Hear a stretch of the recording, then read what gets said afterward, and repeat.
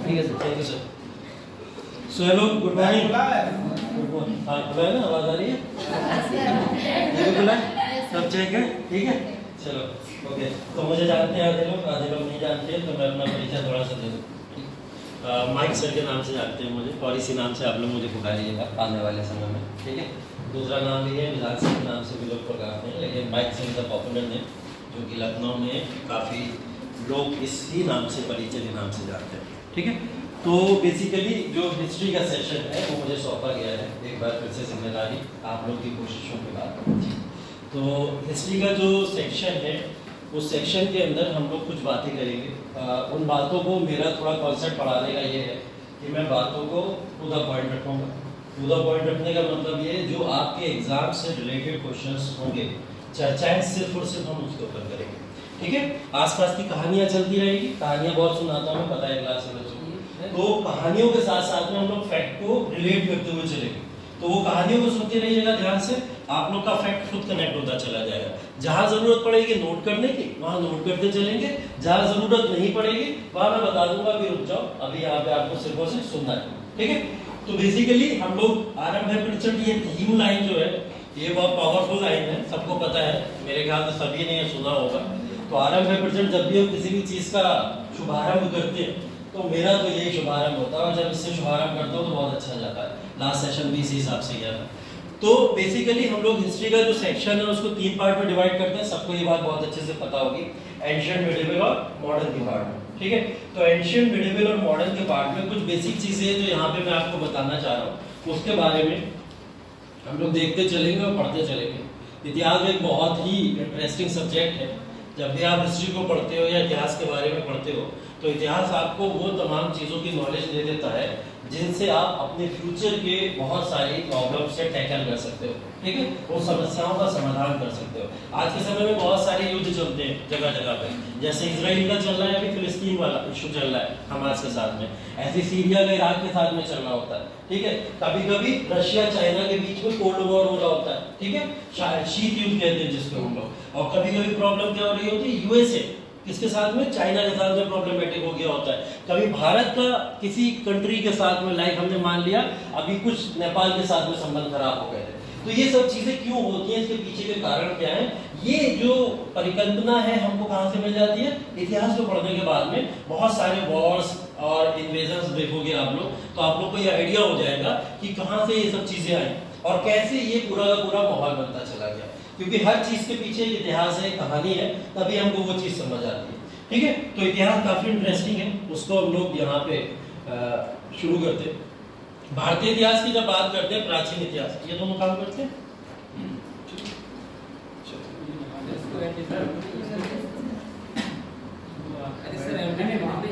नहीं आ जाएगा यहाँ पे।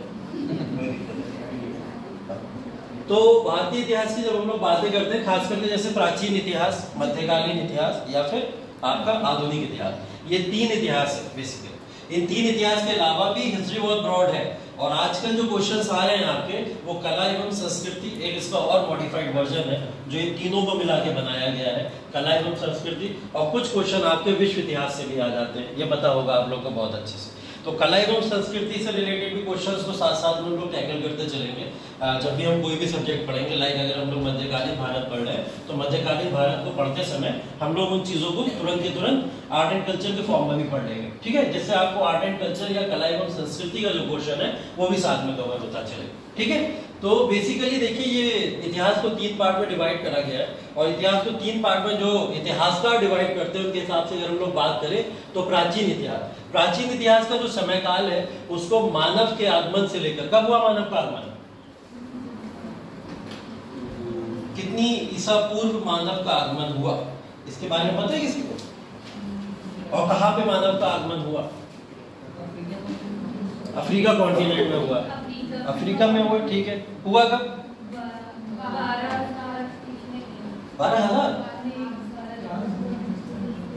12 लाख, और कोई,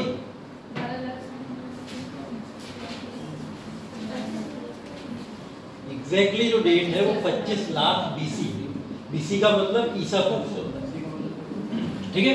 25 लाख ईसा पूर्व भारत या पूरे विश्व के कॉन्टिनेंट में सबसे पहले मानव आया। ठीक है, भारत के कॉन्टिनेंट में मानव कब आएगा उसकी भी बात कर लेंगे हम लोग। तो 25 लाख ईसा पूर्व में जब मानव आया सबसे पहले, तो बोला जाता है कहाँ आया? अफ्रीका के अंदर आया।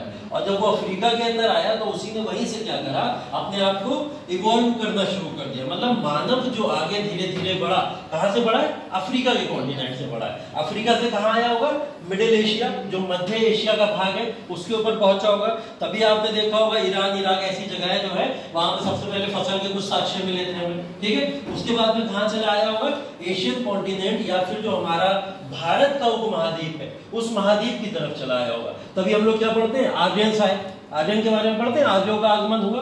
तो आर्यों का आगमन जब हुआ, वो सब चीजें जो हम लोग पढ़ते हैं, सिंधु घाटी सभ्यता पढ़ते हैं या वैदिक सभ्यता पढ़ते हैं, ये सब भारत में जो आगमन हुआ मनुष्य का उसके बारे में बताता है। तो ये मानव का आगमन 25 लाख बीसी से हुआ और तब से हम लोग मध्य प्राचीन इतिहास को पढ़ते हैं। और कहां तक पढ़ते हैं?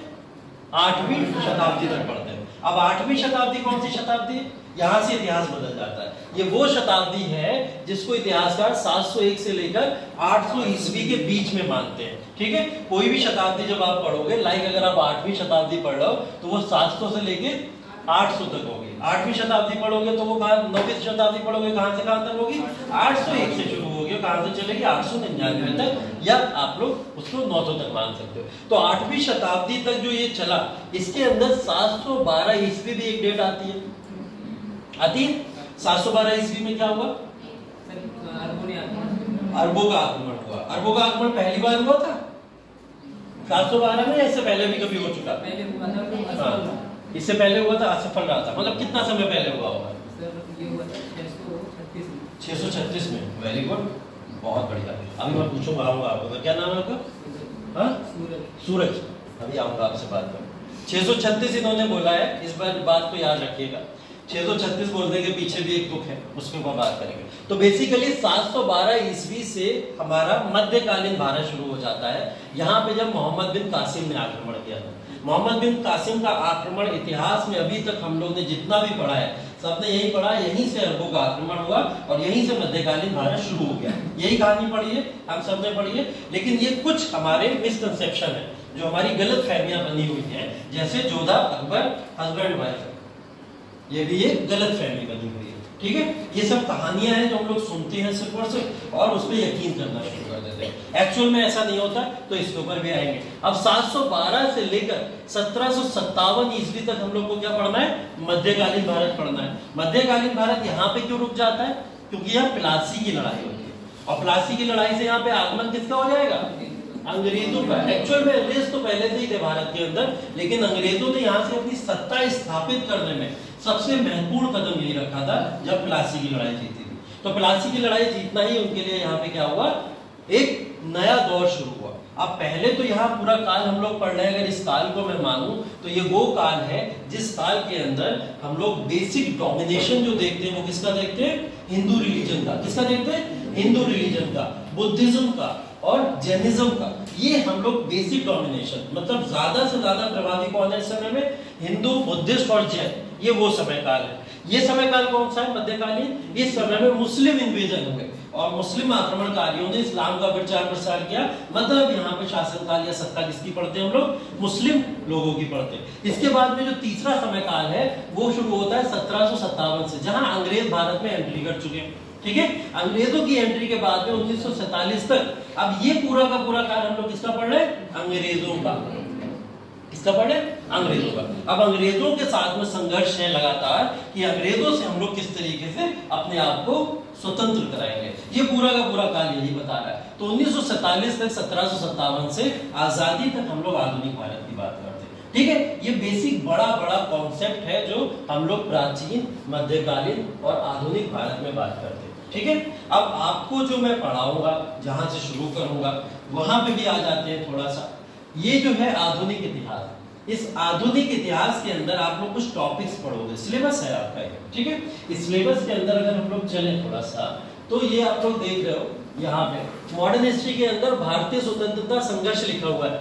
लिखा हुआ है भारतीय स्वतंत्रता संघर्ष जो मेंशन किया गया है यहाँ पे।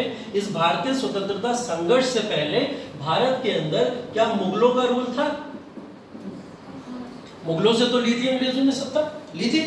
मुगलों से जब सत्ता ली अंग्रेजों ने, तो मुगल कौन थे, कहां से आए थे, किस तरीके से उन्होंने भारत की सरजमी के ऊपर अपना पूरा का पूरा पंजे जमा के रखे हुए थे। कौन थे मुगल, वो कहां से आए थे, और जिनसे अंग्रेजों ने सत्ता आसानी से छीन, ठीक है, और उस सत्ता को छीन के अंग्रेजों ने अपने हाथों में रख लिया। तो ऐसे कौन थे वो मुगल, उन मुगलों के इतिहास को जाने बिना क्या आप लोग स्वतंत्रता संघर्ष की कहानी समझ पाओगे, नहीं समझ पाओगे। तो मुगलों के इतिहास को जानने से पहले ये जानना जरूरी है कि मुगल आए कहां से थे, कौन थे मुगल, और मुगलों का विघटन कैसे भारत में हो गया, ये जानना जरूरी है। तो जब मुगलों के विघटन के बारे में हम लोग पढ़ेंगे, मुगलों के आगमन के बारे में पढ़ेंगे, तो मुगलों के आगमन से पहले, मुगलों के पहले भारत के अंदर कौन लोग रहा करते थे, कौन लोग मुगलों की जगह रूल किया करते थे, कौन से लोग थे जिनसे मुगलों ने सत्ता ऑक्यूपाई करी थी, सत्ता मुगलों से छीनी थी, वो लोग कौन थे। जैसा दिल्ली सल्तनत के बारे में पढ़ते हैं हम लोग, दिल्ली सल्तनत वो सल्तनत जिसके अंदर आप लोग सुल्तानों का काल देखेंगे, है ना। सुल्तान तो हर कोई बनना चाहता है, लेकिन सुल्तान बनने के लिए गर्दन और इरादे दोनों मजबूत होने चाहिए। तो वो सुल्तानों का दौर पढ़ना है हम लोगों को।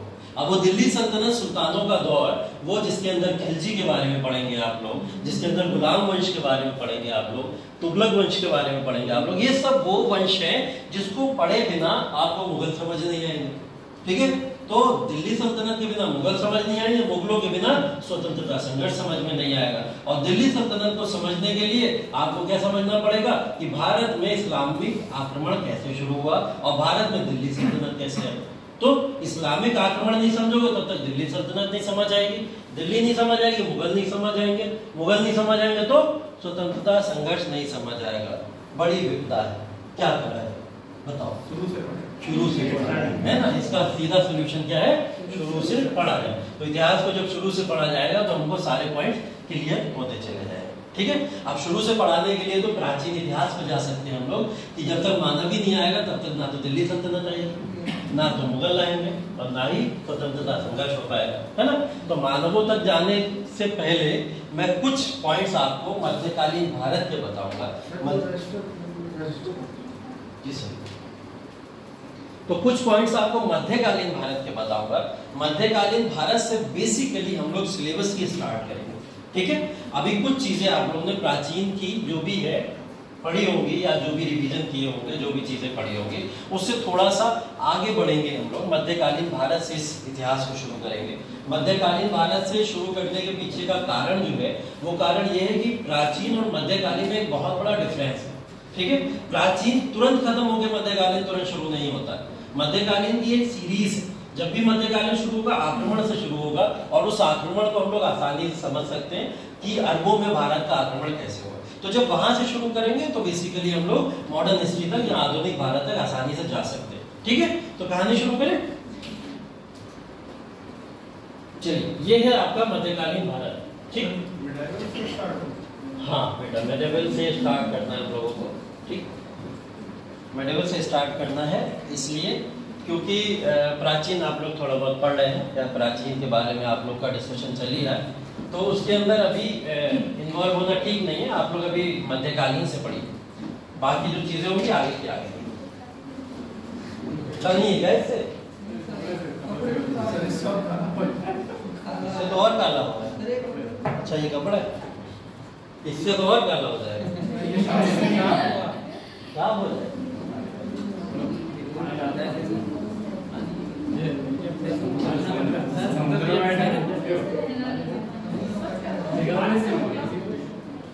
चलो देखो, अच्छा ऑक्सीजन देना पड़ता है क्या।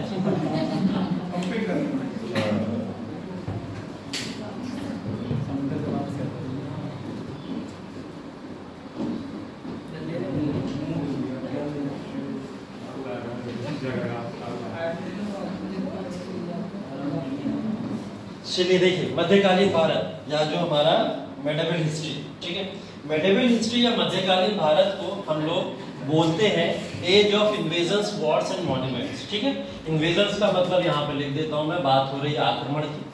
किसकी बात हो रही है, आक्रमण की बात हो रही है, युद्ध की बात हो रही है, और फिर स्मारकों की बात हो रही है, यही तो है। इन तीन चीजों की बेसिकली मध्यकालीन भारत के अंदर पूरी बात होती है। तो इन 3 टॉपिक को हम लोगों को बहुत ब्रॉड वे में पढ़ना है। अब ये टॉपिक जो है बेसिकली कि इस एज को हम लोग आक्रमण की, युद्ध की या स्मारकों की एज कहते क्यों है, इसके पीछे के रीजन को जान लेते हैं सबसे पहले।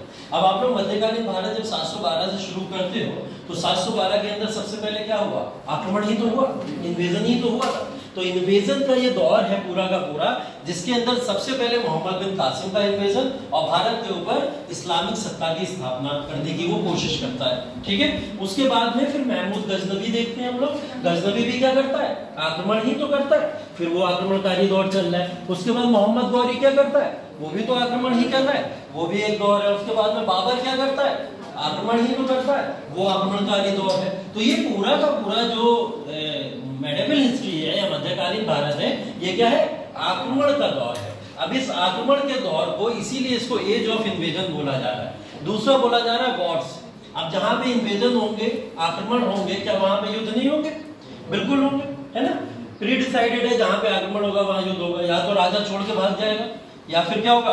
आपस में युद्ध होगा। जैसे राजा ताहिर, जब 712 ईस्वी में हम लोग बात करेंगे मोहम्मद बिन कासिम की, तो राजा ताहिर पढ़ेंगे ना, तो राजा ताहिर के साथ में तो युद्ध हुआ है। तो इस वजह से जो युद्ध है वो युद्ध भी हमें पता होना जरूरी है, ठीक है। इसी तरीके से बाबर के भी युद्ध हुए कुछ, इब्राहिम लोधी के साथ में, पानीपत वगैरह, वो भी हमें पता होना जरूरी है। तो इस पूरे दौर में इतनी लड़ाइयां पढ़ेंगे आप लोग कि ये पूरे के पूरे नोट्स आपके सिर्फ लड़ाइयों और फैक्ट में ही बनते चले जाएंगे, ठीक है। तो वो पूरा का पूरा क्या है? वॉर्स। इसके बाद में जब यहाँ पे सत्ता स्थापित हुई कि कुतुबुद्दीन ऐबक ने कुतुब मीनार, ठीक है, या शाहजहां ने ताजमहल, इस तरीके के तमाम मॉन्यूमेंट्स भी बनना शुरू हुए, स्मारक भी बनना शुरू हुए। तो इस पूरे के पूरे दौर में बहुत सारे स्मारक भी बनते चले गए। तो वो स्मारकों का क्या दौर था, वो स्मारक कैसे बने, इस सारे के सारे स्मारक भी आएंगे हमारे सामने। अभी रिसेंटली कुछ एग्जाम्स हुए आपके, लाइक देखिए यूपीएससी तो नो डाउट आप लोग कर ही रहे हैं प्रिपरेशन, लेकिन कुछ एग्जाम और भी देते रहते होंगे आप, और उन एग्जाम के अंदर फैक्चुअल चीजें देखते होंगे। जो नहीं देते हैं वेल एंड गुड, बहुत अच्छी बात है, फोकस रहना चाहिए एक एम के ऊपर। अगर आप एक एम पे टारगेटेड है तो वो एम आसानी से अचीव हो जाता है, ठीक है। अगर मल्टीपल वेज में जाओगे तो वो आपको सिर्फ और सिर्फ मैनिपुलेट करेगा, सिर्फ और सिर्फ कंफ्यूज करेगा। 3-4 टारगेट लेके चलोगे तो ना इधर हो पाएगा, ना इधर हो पाएगा, ना इधर हो पाएगा, ठीक है। एक टारगेट फिक्स करो दिमाग में, 1 साल फोकस उस पर कर लो। आगे 1 साल के बाद क्या होता है? पहली बात, 1 साल अगर डट के लग गए किसी भी एक एग्जाम में, वो एग्जाम क्वालिफाई होगा, तय बात है, ठीक है। और अगर 1 साल के बाद में भी वो एग्जाम किसी परिस्थितियों की वजह से क्वालिफाई नहीं हो पाता है, तो क्या करना? तब एक प्लान भी ले लेना, और वो प्लान भी पीसीएस हो सकता है, आरओ हो सकता है, या फिर अदर एग्जाम्स भी कुछ हो सकते हैं। उसमें भी एक ही टारगेट करना है। ये नहीं कि फिर आप सब सोच लो प्लान बी में सब आ जाएंगे, पीसीएस भी दे दें, आरओ भी दे दें, एसएससी भी दे दें, बैंक भी दे दें। नहीं, प्लान बी भी एक ही होता है। प्लान बी में बहुत मल्टीपल ऑप्शन नहीं होते, प्लान बी भी एक ही होता है। तो हमेशा प्लान ए के साथ में प्लान बी तब निश्चित कीजिए जब आप 1 साल कोशिश करके हार चुके हो, और हारता कभी कोई इंसान नहीं है, ठीक है। अगर आपने एक दृढ़ निश्चय कर लिया है कि मुझे एग्जाम निकालना है, तो वो आप निकाल लेंगे। लेकिन 1 साल मेहनत से उस एग्जाम के ऊपर फोकस करना पड़ेगा, ईमानदारी दिखानी पड़ेगी। आप अगर 1 साल ईमानदारी दिखा लोगे तो हो जाएगा। तो ये बेसिकली वही। तो कुछ एग्जाम आपने दिए होंगे, बहुत गंदे गंदे फैक्ट कुछ पूछे जाते हैं एग्जाम्स के अंदर, अजीबोगरीब तरीके के। इतिहास के अंदर तो खास करके पूछे जाते हैं। अभी एक बच्चे ने मुझे दिखाया, आगे कोई रिसेंट एग्जाम हुआ है अभी 2-3 दिन पहले, पैट का हुआ है, तो उसके अंदर पूछा गया था गांधी जी ने लंगोटी पहनना शुरू किया था, है ना। कुछ इस तरीके के फैक्ट पूछे जाते हैं। ऐसे एक बार पूछा गया था कि इब्राहिम लोधी के घोड़े का क्या नाम है, ठीक है। इब्राहिम लोधी की अम्मा का नाम पता नहीं, घोड़े का नाम किसी का, ठीक है। तो ये कुछ गंदे गंदे फैक्ट ऐसे एग्जाम के अंदर आते हैं। अब ये गंदे फैक्ट की उम्मीद मुझसे मत करना, मैं पहले बता दे रहा हूँ, ठीक है। ये गंदे फैक्ट मैं आपको नहीं बताऊंगा, क्योंकि ये आपके किसी भी एग्जाम में काम नहीं आएंगे। ये अनसर्टेन फैक्ट है जो 1 या 2 क्वेश्चन आ जाते हैं पूरे एग्जाम में, जिसके ऊपर चर्चा का विषय बन जाता है, और ऐसा लगता है ये ही एग्जाम का पैटर्न है। वो पैटर्न नहीं होता है। जो आया था वो एलिमिनेशन में था, बारहवीं का आया था। हाँ, उसके अंदर एलिमिनेट कर सकते थे आप, बिल्कुल बिल्कुल। 4 ऑप्शन थे, 4 में से आप एलिमिनेट कर सकते थे। लेकिन मैंने जब देखा तो वो बड़ा गंदा फैक्ट है, ठीक है। ऐसे फैक्ट अगर आपको याद है बहुत अच्छी बात है, आपने कहानी में कहीं पढ़ा है बहुत बढ़िया। लेकिन अगर आपके कॉन्सेप्ट की बिल्डिंग अच्छी है तो आप लोग फैक्ट भी अच्छे से सॉल्व कर लोगे। तो कोशिश करो अपने कॉन्सेप्ट्स बनाने की। अगर कॉन्सेप्ट्स बन गए एक बार, तो आसपास के फैक्ट तो खुद ही खुद समेट लोगे, आराम से याद कर लोगे, ठीक है। तो फैक्चुअल चीजों पे इतिहास के अंदर बहुत ध्यान देना होता है, लेकिन उनसे बचना भी उतना ही जरूरी है जितना कि आप उन फैक्चुअल चीजों को याद करने पे जोर दोगे, ठीक है। बचना जरूरी इसलिए है क्योंकि यूपीएससी के अंदर एक कहावत बहुत ही पॉपुलर है कि हमको ये पता होना जरूरी है कि क्या नहीं पढ़ना है।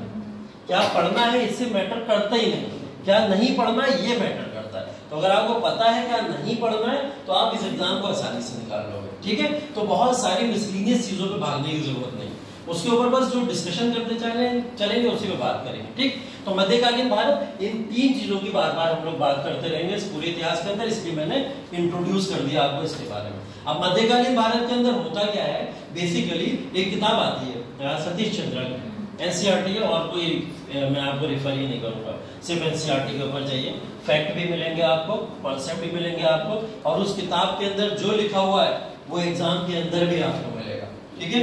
वो भी तय है, यूपीएससी के अंदर हमेशा वहां से एग्जाम आता है, एग्जाम के क्वेश्चन आते हैं। यूपीएससी के अलावा पीसीएस और आरओ में भी मैंने देखा है वहीं से क्वेश्चन आते हैं, ठीक है। तो आपको सतीश चंद्रा के बाहर जाने की जरूरत नहीं है, सतीश चंद्रा अच्छे से पढ़ते रहिए और क्लास के डिस्कशन को बहुत कायदे से सुन के नोट्स मुझसे लेते रहिए। मैं हर एक चैप्टर के नोट्स दूंगा आपको, जो जो पढ़ाता जाऊंगा सारे नोट्स दूंगा आपको। अगर आज का क्लास पढ़ाऊंगा तो आज के क्लास के नोट्स शाम तक आपको प्रोवाइड कर दूंगा, ठीक है। सारे नोट्स रेगुलर आपको मिलेंगे, जिससे आप लोग क्लास में जो पढ़ोगे वो सब आप तक पहुंच जाए। अभी रफ नोट्स बनाते रहना बस अपनी मेमोरी को थोड़ा शार्प करने के लिए, बाकी आपको नोट्स में देता रहूंगा जिससे आप लोग पढ़ें, ठीक है। तो मध्यकालीन भारत के अंदर बेसिकली हम लोग को जो बात करनी है 2 डिवीजन में बात करनी है। 2 डिवीजन ये है, एक तो डिवीजन है 8वीं शताब्दी से लेकर 13वीं शताब्दी तक, ठीक है, और दूसरा डिवीजन है 13वीं से लेकर 18वीं शताब्दी तक। कोई भी ऐसा व्यक्ति जो बताएगा मैंने ये डिवीजन क्यों किया, 8 से लेकर 13 शताब्दी तक और 13 से 18। मध्यकालीन को भी 2 भागों में बांट दिया। ये सल्तनत काल है, ये सल्तनत काल है, ये सल्तनत काल है, और ये मुगल काल। चलो ये तो मान लिया मैंने 13 से लेकर 18 तक एक पार्ट मुगल काल है। मुगल काल कब से शुरू हुआ, 1526 से ना, और यहाँ तो 13वीं शताब्दी लिखी।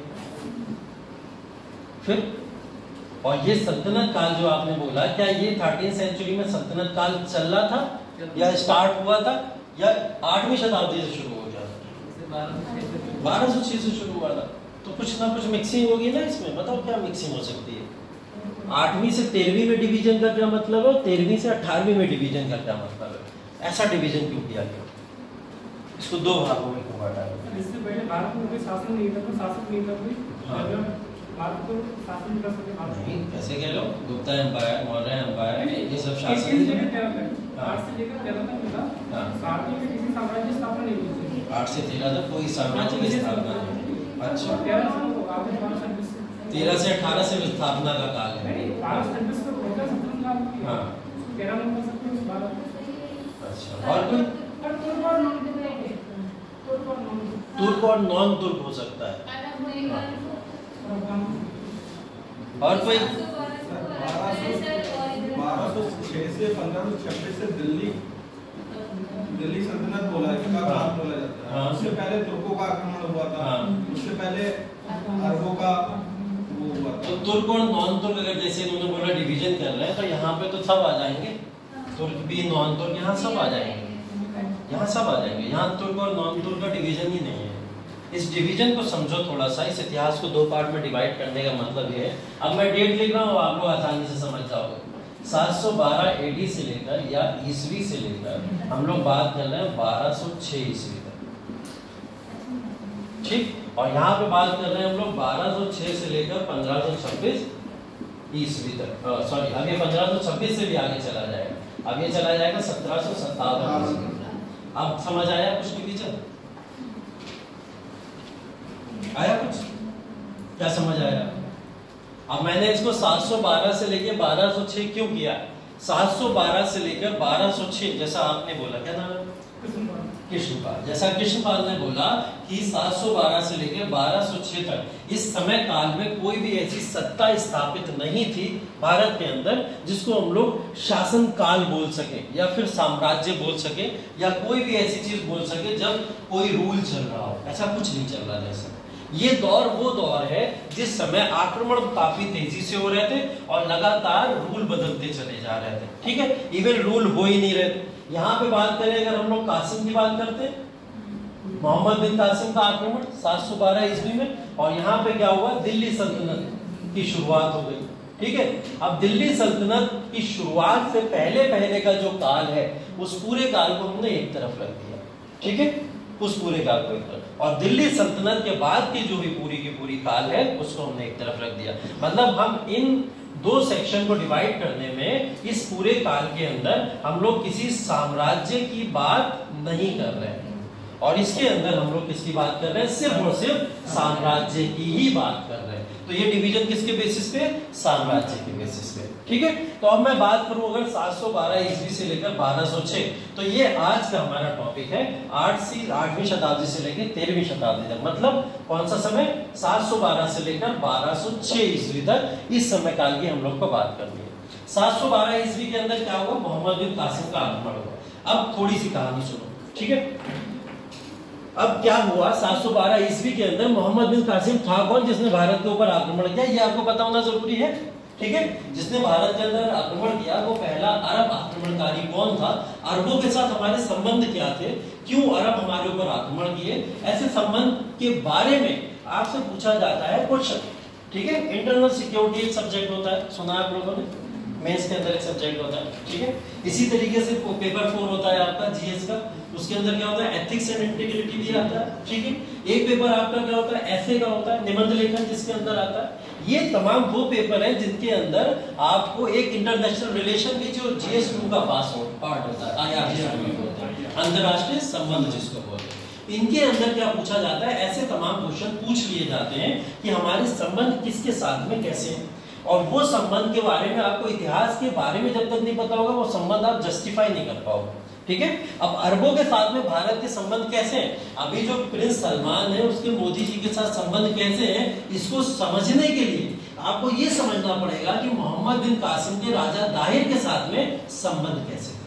ठीक है, तब ये इतिहास आगे बढ़ेगा, और इस इतिहास को आगे बढ़ा के तब आप मेंस की एक पूरी की पूरी आंसर राइटिंग में अपने आंसर को सटीक तरीके से लिख पाओगे, जिसके अंदर आपको अच्छे नंबर मिल सकते हैं। वरना मेंस बहुत सारे लोग लिखते हैं, क्वालिफाई क्यों नहीं हो पाता है, क्योंकि due to lack of fact, due to lack of knowledge. ठीक है, उसकी वजह से कहीं ना कहीं थोड़ा बहुत इश्यू हो जाता है, क्योंकि हमको इतिहास की कुछ चीजें पता नहीं होती हैं। इसलिए यूपीएससी सब पढ़वाता है आपसे।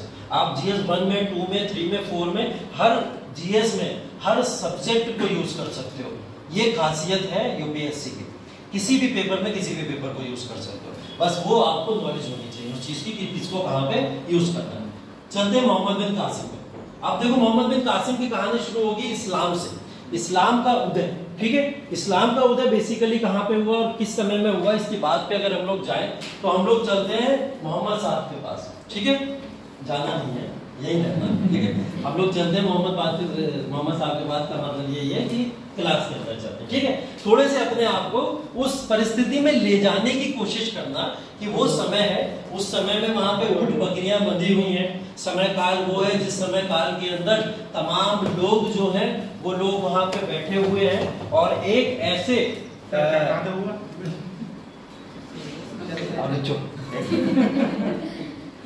उस समय काल वो है, वहां समय काल हम लोग अरब के अंदर जा रहे हैं। ठीक है भाई, ठीक है, यहाँ बैठे बैठे नहीं जा सकते ना, तो हम लोग थोड़ा इमेजिनेशन में लेके जा रहे हैं अरब के अंदर। तो अरब के अंदर जाना अभी किसी को खास अच्छा नहीं लगेगा, क्योंकि बहुत खराब माहौल चल रहा है। ठीक है, तो हम लोग बैठे बैठे तो हर जगह का टूर कर सकते हैं। ठीक है, तो यहाँ बैठ के चलते हैं थोड़ा सा, और चलेंगे कौन सी शताब्दी में, 570 ईस्वी पे चलते हैं। ठीक है, 570 ईस्वी इस्लाम का उदय की बात अगर मैं कर रहा हूँ तो वो कहानी कहाँ से शुरू होगी, 570 ईस्वी से शुरू होगी। 570 ईस्वी के अंदर मोहम्मद साहब का जन्म हुआ। मोहम्मद साहब के जन्म के बाद में वहां पे अरब के अंदर जो माहौल था, जैसे जैसे वो बड़े होते गए वहां पे इस्लामिक चीजों का बोलबाला बढ़ता चला गया। वरना अरब के अंदर भी लोग ज्यादातर जो थे वो इसी तरीके के अलग अलग धर्मों के अनुयायी हुआ करते थे, जिनको अपने धर्म के बारे में भी बेसिक नॉलेज नहीं हुआ करती थी। 570 ईस्वी के बाद में 610 ईस्वी के अंदर बोला जाता है मोहम्मद साहब को ज्ञान की प्राप्ति हुई। जैसे हम लोग ने बुद्धिज्म में पढ़ा है, जैसे हमने जैन धर्म में पढ़ा है कि ज्ञान की प्राप्ति गौतम बुद्ध को हुई, महावीर स्वामी को हुई, तभी जाके उन्होंने अपने धर्म का प्रचार किया। तो 610 ईस्वी में मोहम्मद साहब को क्या हुआ? ज्ञान की प्राप्ति हुई। 610 ईस्वी में जब उन्हें ज्ञान की प्राप्ति हुई, इस ज्ञान को उन्होंने पूरे अरब के अंदर फैलाना शुरू किया। जब अरब के अंदर उन्होंने फैलाना शुरू किया तो ये इस्लाम जो था काफी पॉपुलर रिलीजन होता चला गया उस पूरे एरिया के अंदर। धीरे धीरे ये बात और आगे बढ़ी, तमाम लोगों के अंदर ये बातें पहुंच गई कि पैगंबर मोहम्मद साहब जो हैं वो ईश्वर के भेजे गए एक दूत हैं, और ये अंतिम दूत हैं जो ईश्वर का मैसेज लेके आए। कौन है? अंतिम दूत है बोला गया। महावीर स्वामी अंतिम दूत 22 में थे, बोला जाता है ना महावीर स्वामी अंतिम दूत थे, ठीक, सॉरी 24 में थे, बोला जाता है ना अंतिम दूत। तो जब महावीर स्वामी को बोला जाता है, ऐसे किसको बोला जाएगा? मोहम्मद साहब को बोला जाएगा। मोहम्मद साहब भी अंतिम दूत थे, और जब वो यहाँ पे आए तो आने के बाद उन्होंने जब अपना पूरा इस्लाम का प्रचार किया तो उन्होंने ये मैसेज दिया कि मैं इस्लाम का आखिरी पैगंबर हूँ, मेरे बाद में कोई पैगंबर नहीं आएगा। अगर मेरे बाद कोई आएगा तो कौन आएगा? खलीफा आएगा। अब ये वर्ड बहुत पॉपुलर है, ये वर्ड भारत में आप लोग बार बार सुनते रहोगे, ठीक है। तो खलीफा का मतलब होता है अब जो पैगंबर की बात को लोगों तक पहुंचाए। ईश्वर की बात को किसने पहुंचाया? पैगंबर ने पहुंचाया। अब पैगंबर की बात को लोगों तक कौन पहुंचाएगा? खलीफा पहुंचाएगा। खलीफा का मतलब होता है एक ऐसा राजा नियुक्त कर देना जो पूरे धर्म के ऊपर रूल करेगा, सबसे बड़ा उसका बेसिकली लीडर होगा, ठीक है, तो उसको खलीफा बोला जाता था। तो अब क्या हुआ? पैगंबर मोहम्मद के बाद में यहाँ पे खिलाफत का दौर चल गया। 632 ईस्वी में पैगंबर मोहम्मद साहब की डेथ हो जाती है। डेथ के बाद में क्या हुआ? यहाँ पे एक ऐसा शासनकाल चल गया जब अब खलीफा आएंगे। अब पैगंबर मोहम्मद के बाद में 4 खलीफा है। कितने? 4 खलीफा है। उन 4 खलीफा में सबसे पहले थे अबू बकर, ठीक है। अब यहाँ से 2 मतभेद शुरू हो गए। एक और चीज बता रहा हूँ आपको, IR में बहुत काम आएगी। मतभेद यहाँ से शुरू हुए, शिया और सुन्नी कॉन्फ्लिक्ट। सुना है आपने? सुना? शिया सुन्नी इस्लाम संप्रदाय के अंदर 2 संप्रदाय बटे हुए हैं, जैसे शिया और सुन्नी, ठीक है। तो शिया और सुन्नी संप्रदाय ये बट कैसे गए? पैगंबर मोहम्मद साहब की जब मृत्यु हुई उसके बाद में अगला खलीफा कौन बनेगा, इसको लेके कोई भी डिसीजन नहीं लिया गया था, ना कुछ अनाउंस किया गया था। ये आप प्रॉब्लम मुगलों में भी पढ़ोगे। किसी भी मुगल ने ये नियुक्ति नहीं की थी कि मेरे बाद अगला बेटा ये वाला राजा होगा। किसी भी दिल्ली सल्तनत के शासक ने यह बोला नहीं था कि मेरे बाद शासक ये होगा, सिवाय इल्तुतमिश के जिसने रजिया सुल्तान को शासिका घोषित किया था। तो ये इस्लामिक प्रथा ही थी, पता नहीं क्या था, घोषित किया नहीं जाता था। तो बाद में लोग खुद डिसीजन लिया करते थे। अब हुआ क्या? पैगंबर मोहम्मद साहब की जब मृत्यु हो गई तो मृत्यु होने के बाद खलीफा पे कॉन्फ्लिक्ट शुरू हो गया, ठीक। एक संप्रदाय था जो बोलता था अबू बकर को बनाया जाए खलीफा, एक संप्रदाय था जो बोलता था कि अली को बनाया जाए खलीफा, ठीक है। अबू बकर और अली को लेकर कॉन्फ्लिक्ट शुरू हो गया, लेकिन लोगों ने डिसीजन लिया मेजोरिटी से कि अबू बकर को बनाया जाएगा, ठीक है। अब ये क्या हुआ? जिन्होंने अबू बकर को सपोर्ट किया वो सब कौन बन गए? सुन्नी। कौन बन गए? सुन्नी। जिन्होंने अली को सपोर्ट किया वो सब कौन बन गए? शिया बन गए, ठीक है। अब ये संप्रदाय का कॉन्फ्लिक्ट कैसा है? राजनीतिक है, इस बात को समझिएगा थोड़ा सा। यहाँ पे धार्मिक लेन देन कुछ नहीं है, धार्मिक के नाम पे राजनीतिक परिवेश जुड़ गया, ठीक है। उस बेसिस पे क्या हुआ? 2 संप्रदाय के बीच में डिवीजन हो गया, ठीक है। अब ये डिवीजन जो था बेसिकली इसने 2 संप्रदाय को जब बांटा तो 2 संप्रदाय के लोग अलग अलग तरीके से आपस में रहना शुरू कर दिया। एक ने अपने आप को सुन्नी कहना शुरू कर दिया, एक ने शिया। अब ये कॉन्फ्लिक्ट हुआ क्यों था?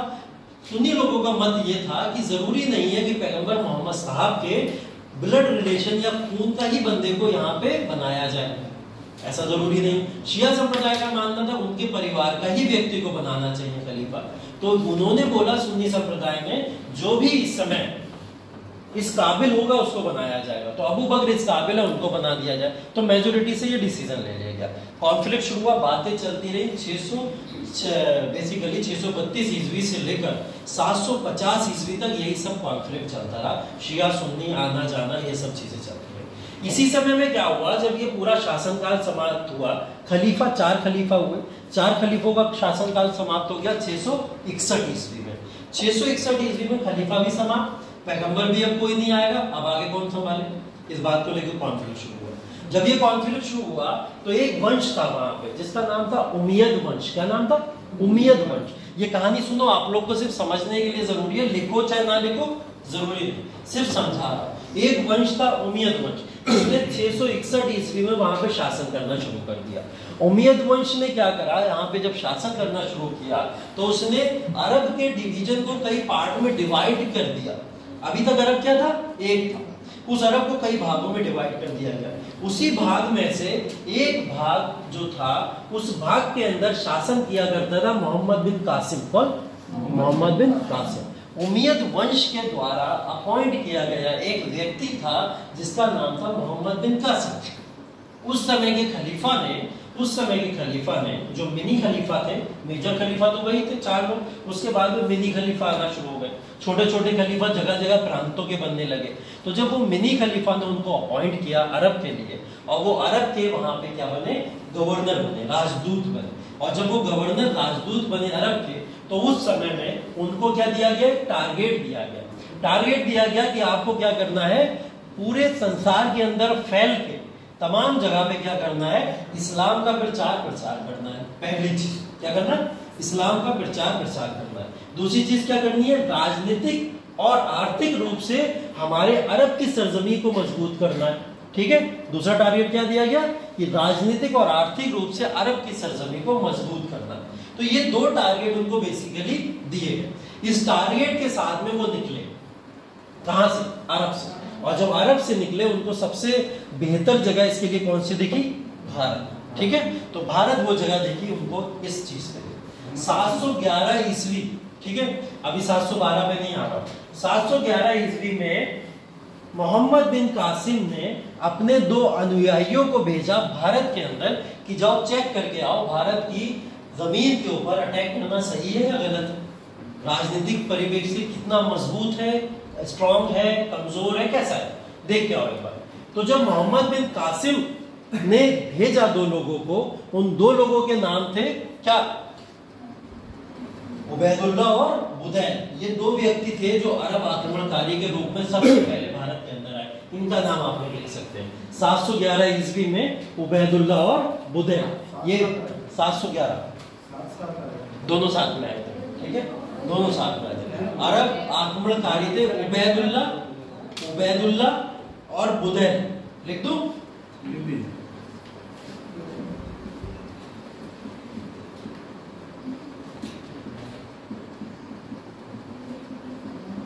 उबैदुल्ला और बुदैल 711 ईस्वी के अंदर मोहम्मद बिन कासिम के द्वारा भेजे गए 2 योद्धा थे जिन्होंने भारत के अंदर आके सिर्फ वहां की जमीन को टटोलने की कोशिश की।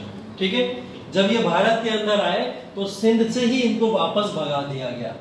ये भारत के अंदर रुक नहीं पाए, सिंध से ही इनको वापस भगा दिया गया। ठीक, तो जब ये बात मोहम्मद बिन कासिम तक पहुंची, भगाया ही नहीं गया, इवन रास्ते में इनकी हत्या भी कर दी गई। दोनों लोगों की क्या हो जाती है, हत्या भी हो जाती है। तो रास्ते में इनकी हत्या भी कर दी गई। ये बात मोहम्मद बिन कासिम को पता चली तो मोहम्मद बिन कासिम ने ये बेड़ा खुद अपने ऊपर उठाया, बोले कि अब हम खुद जाएंगे और जाके आक्रमण करेंगे। वो समय है 712 ईस्वी, जब मोहम्मद बिन कासिम ने भारत के ऊपर आक्रमण किया। अब ये आक्रमण करने वाला पहला अरब आक्रमणकारी क्यों कहलाता है, इसके पीछे का कारण क्या है? पहले अरब आक्रमणकारी तो उबैदुल्ला और बुदैल भी हो सकते हैं, 711 के अंदर ये लोग आए थे। आक्रमणकारी जरूरी है सफल हो? जरूरी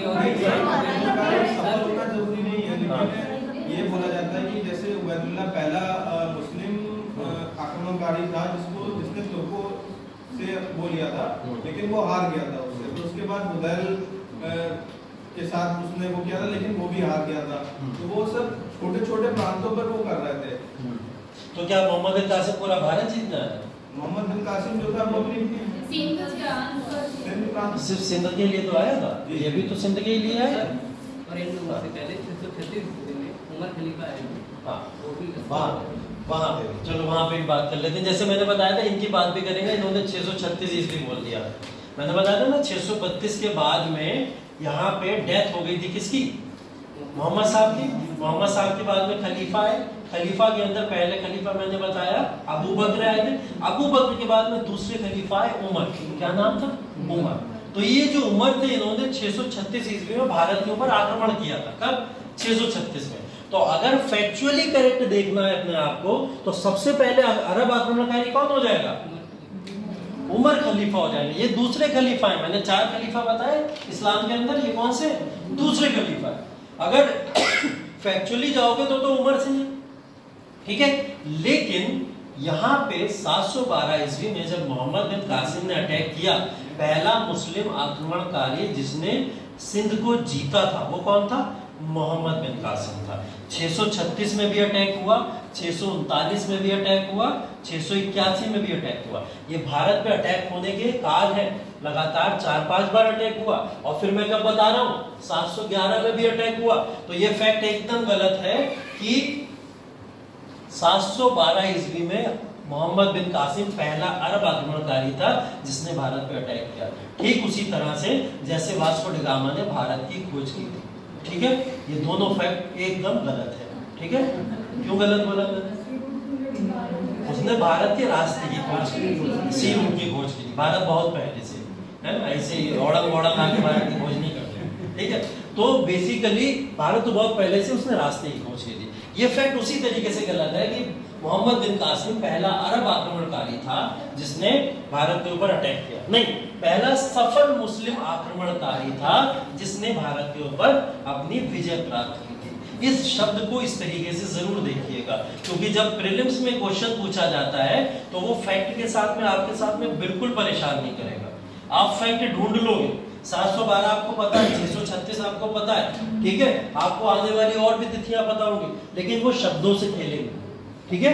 वो कुछ शब्दों से खेलते हैं, शब्दों में खेल देते हैं। जैसे केवल लगा देते हैं, केवल लगा देते हैं कई बार।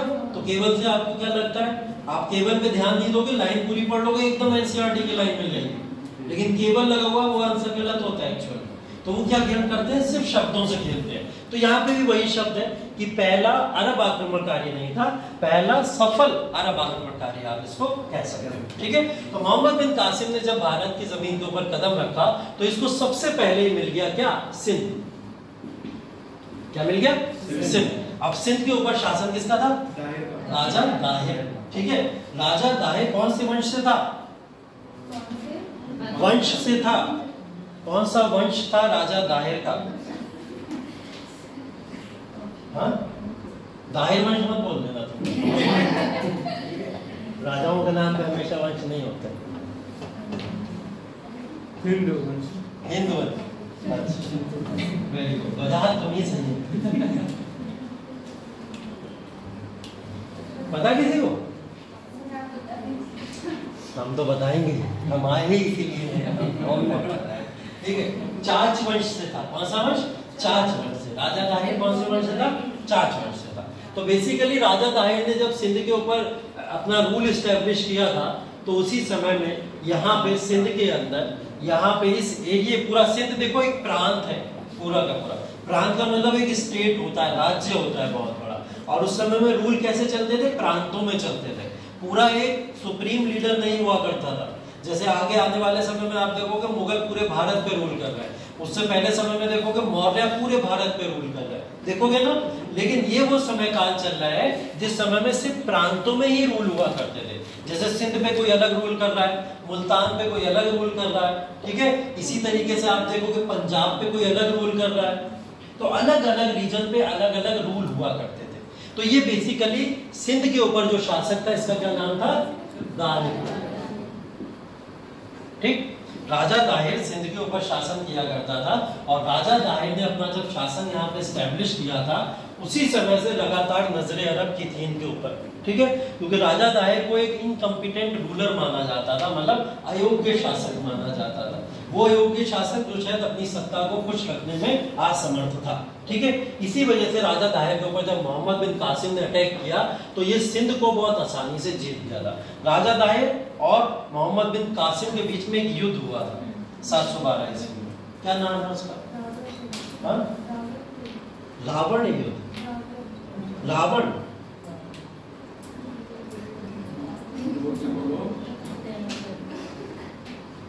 हाँ, राजौरी युद्ध बोला जाता है। कौन सा युद्ध है? राजौरी का युद्ध। ठीक है, राजौरी युद्ध, या फिर एक युद्ध के नाम से और जाना जाता है ब्राह्मणवाद्य युद्ध के नाम से भी जाना जाता है। ठीक है, राजौरी या ब्राह्मण। आप टेंशन बिल्कुल ना लो, सब नोट्स मैंने बोला दे दूंगा आप लोग, तो अगर कहीं पे भी फैक्ट में कुछ मिसिंग हो रहा है तो उसके लिए बिल्कुल टेंशन मत लेना, मैं सारे नोट्स दे दूंगा। ठीक है, कहानी को समझने की कोशिश करो, क्योंकि जब एक धागा दूसरे धागे से बंधेगा नहीं तब तक मजबूती नहीं है। ठीक है, तो सारे फैक्ट आपस में बांधते चलो एक दूसरे से। ठीक है, तो अभी यहाँ पे फैक्ट बांधने की कोशिश करो। अब यहाँ 712 ईस्वी के अंदर जब राजा दाहिर और किसका, मोहम्मद बिन कासिम का युद्ध हुआ राजौरी का, उस युद्ध के अंदर विजय किसको मिल गई?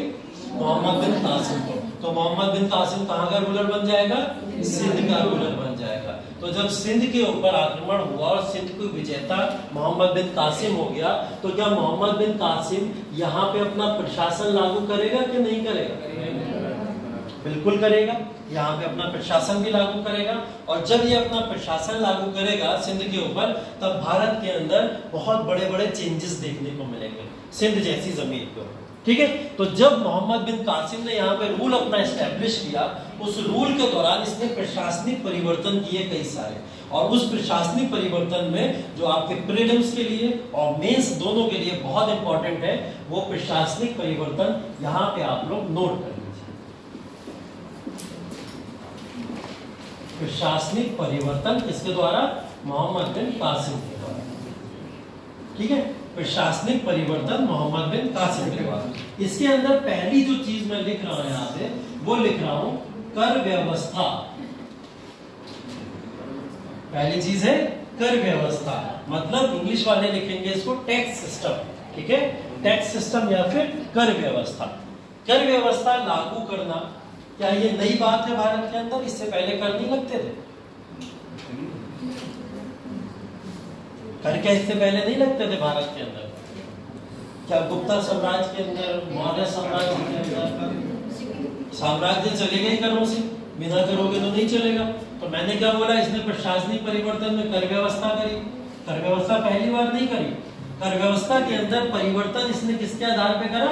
इस्लाम के आधार पर। किसके आधार पे करा? इस्लाम के आधार पर, इस्लामिक लॉ के आधार पर, इस्लामिक कानून के आधार पर इसने कर व्यवस्था भारत के अंदर लागू कर दी। अब वो भारत का जो पार्ट है सिंध, उसके अंदर इसने अपनी इस्लामिक व्यवस्था के आधार पर कर व्यवस्था लागू कर दी। कौन से इंपॉर्टेंट कर हैं जो इसने भारत के अंदर लागू किए? नंबर 1 जजिया, दूसरा ज़कात, पहला जजिया, दूसरा ज़कात, तीसरा खराज। खराज कह लीजिए या फिर इसको खुम्स कह लीजिए। ठीक है, ये 3 कर व्यवस्थाएं हैं जो भारत के अंदर मोहम्मद बिन कासिम ने आकर लागू कर दी। ठीक है, ये 3 कर व्यवस्थाएं जो मोहम्मद बिन कासिम ने भारत के अंदर आके लागू कर दी। सबका मतलब पता है क्या? बताऊं? बता नहीं आए। पहला है जजिया। ठीक, जजिया की जब हम लोग बात करें तो जजिया बेसिकली वो कर व्यवस्था है जो इस्लाम को मानने वालों के अलावा जितने भी व्यक्ति हैं उन सब के ऊपर कर लगेगा। कौन सा? जजिया।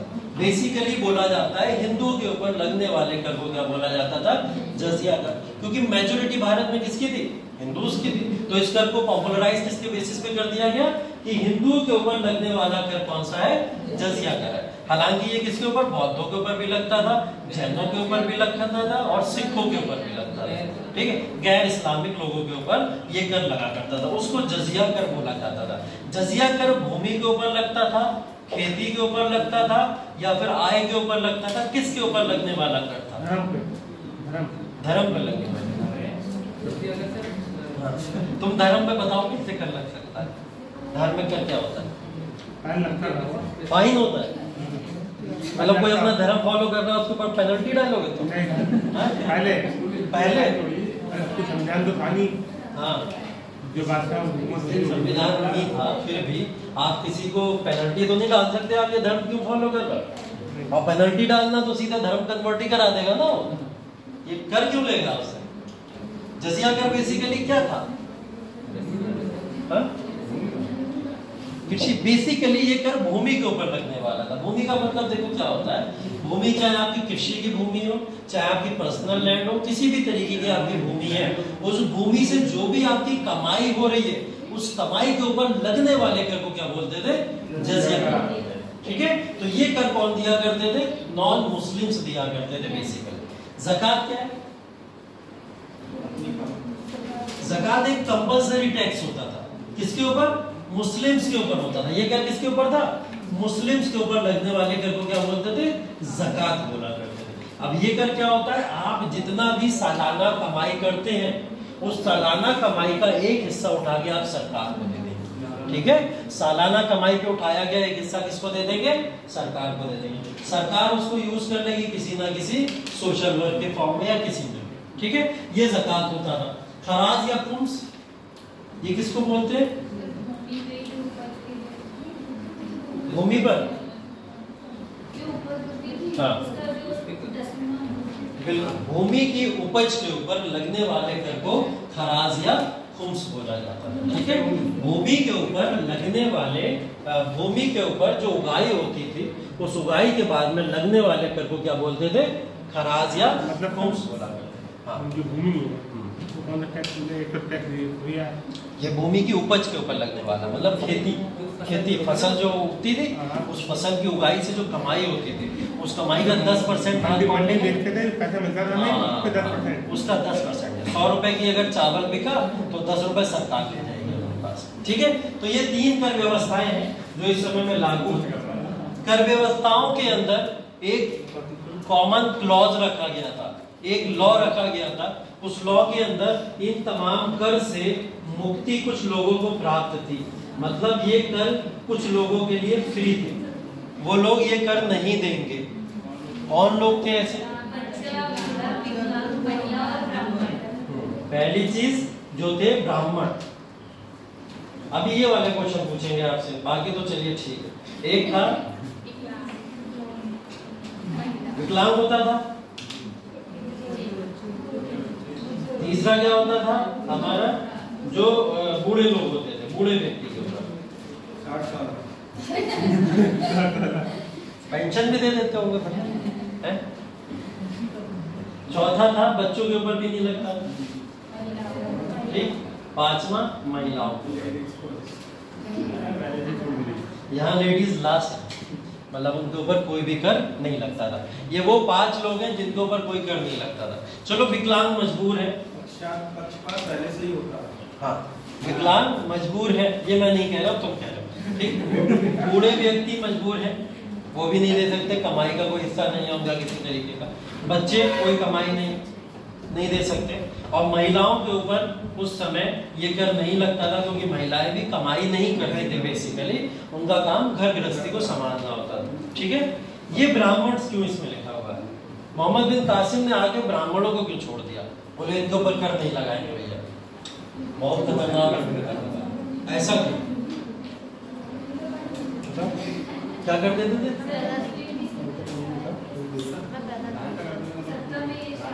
ब्राह्मण लोग मुस्लिम सत्ता को सहायता देते थे। नहीं, हाँ, जो सत्ता थी उस टाइम पे वहाँ की, तो उसमें कहीं ना कहीं ये सहायक थे ना, मतलब योगदान करते थे, सहायता करते थे, सहायता करते थे। तुम ब्लेम कर रही हो, कंट्रोल करना, तुम ब्लेम कर रही हो मोहम्मद बिन कासिम के रोल को। क्या ऊंची थी? हाँ, भिक्षा मांग के जीवन यापन करते थे, इसलिए इनके ऊपर कर नहीं लगाते थे। मतलब आप बेसिकली ब्राह्मण को भिखारी बोल रहे हो। कितनी गलत बात है क्या? मतलब और क्या? हाँ, उसमें क्या था, हिंदू धर्म में ब्राह्मण के स्थान में उच्च था। हाँ, अब पूरे देश का जो सामाजिक आर्थिक स्थिति ब्राह्मणों के, ठीक है, मोहम्मद बिन कासिम में नहीं जाता था ब्राह्मणों का। तालियां बजा दो इनकी बात नहीं सुने, यही बात। वेरी गुड, बहुत अच्छा।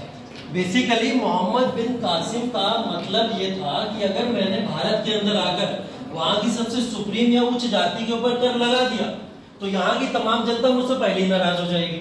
और आप बिना जनता के सहयोग के कभी भी किसी भी जगह रूल नहीं कर सकते, चाहे डेमोक्रेसी हो चाहे फिर मोनार्की हो।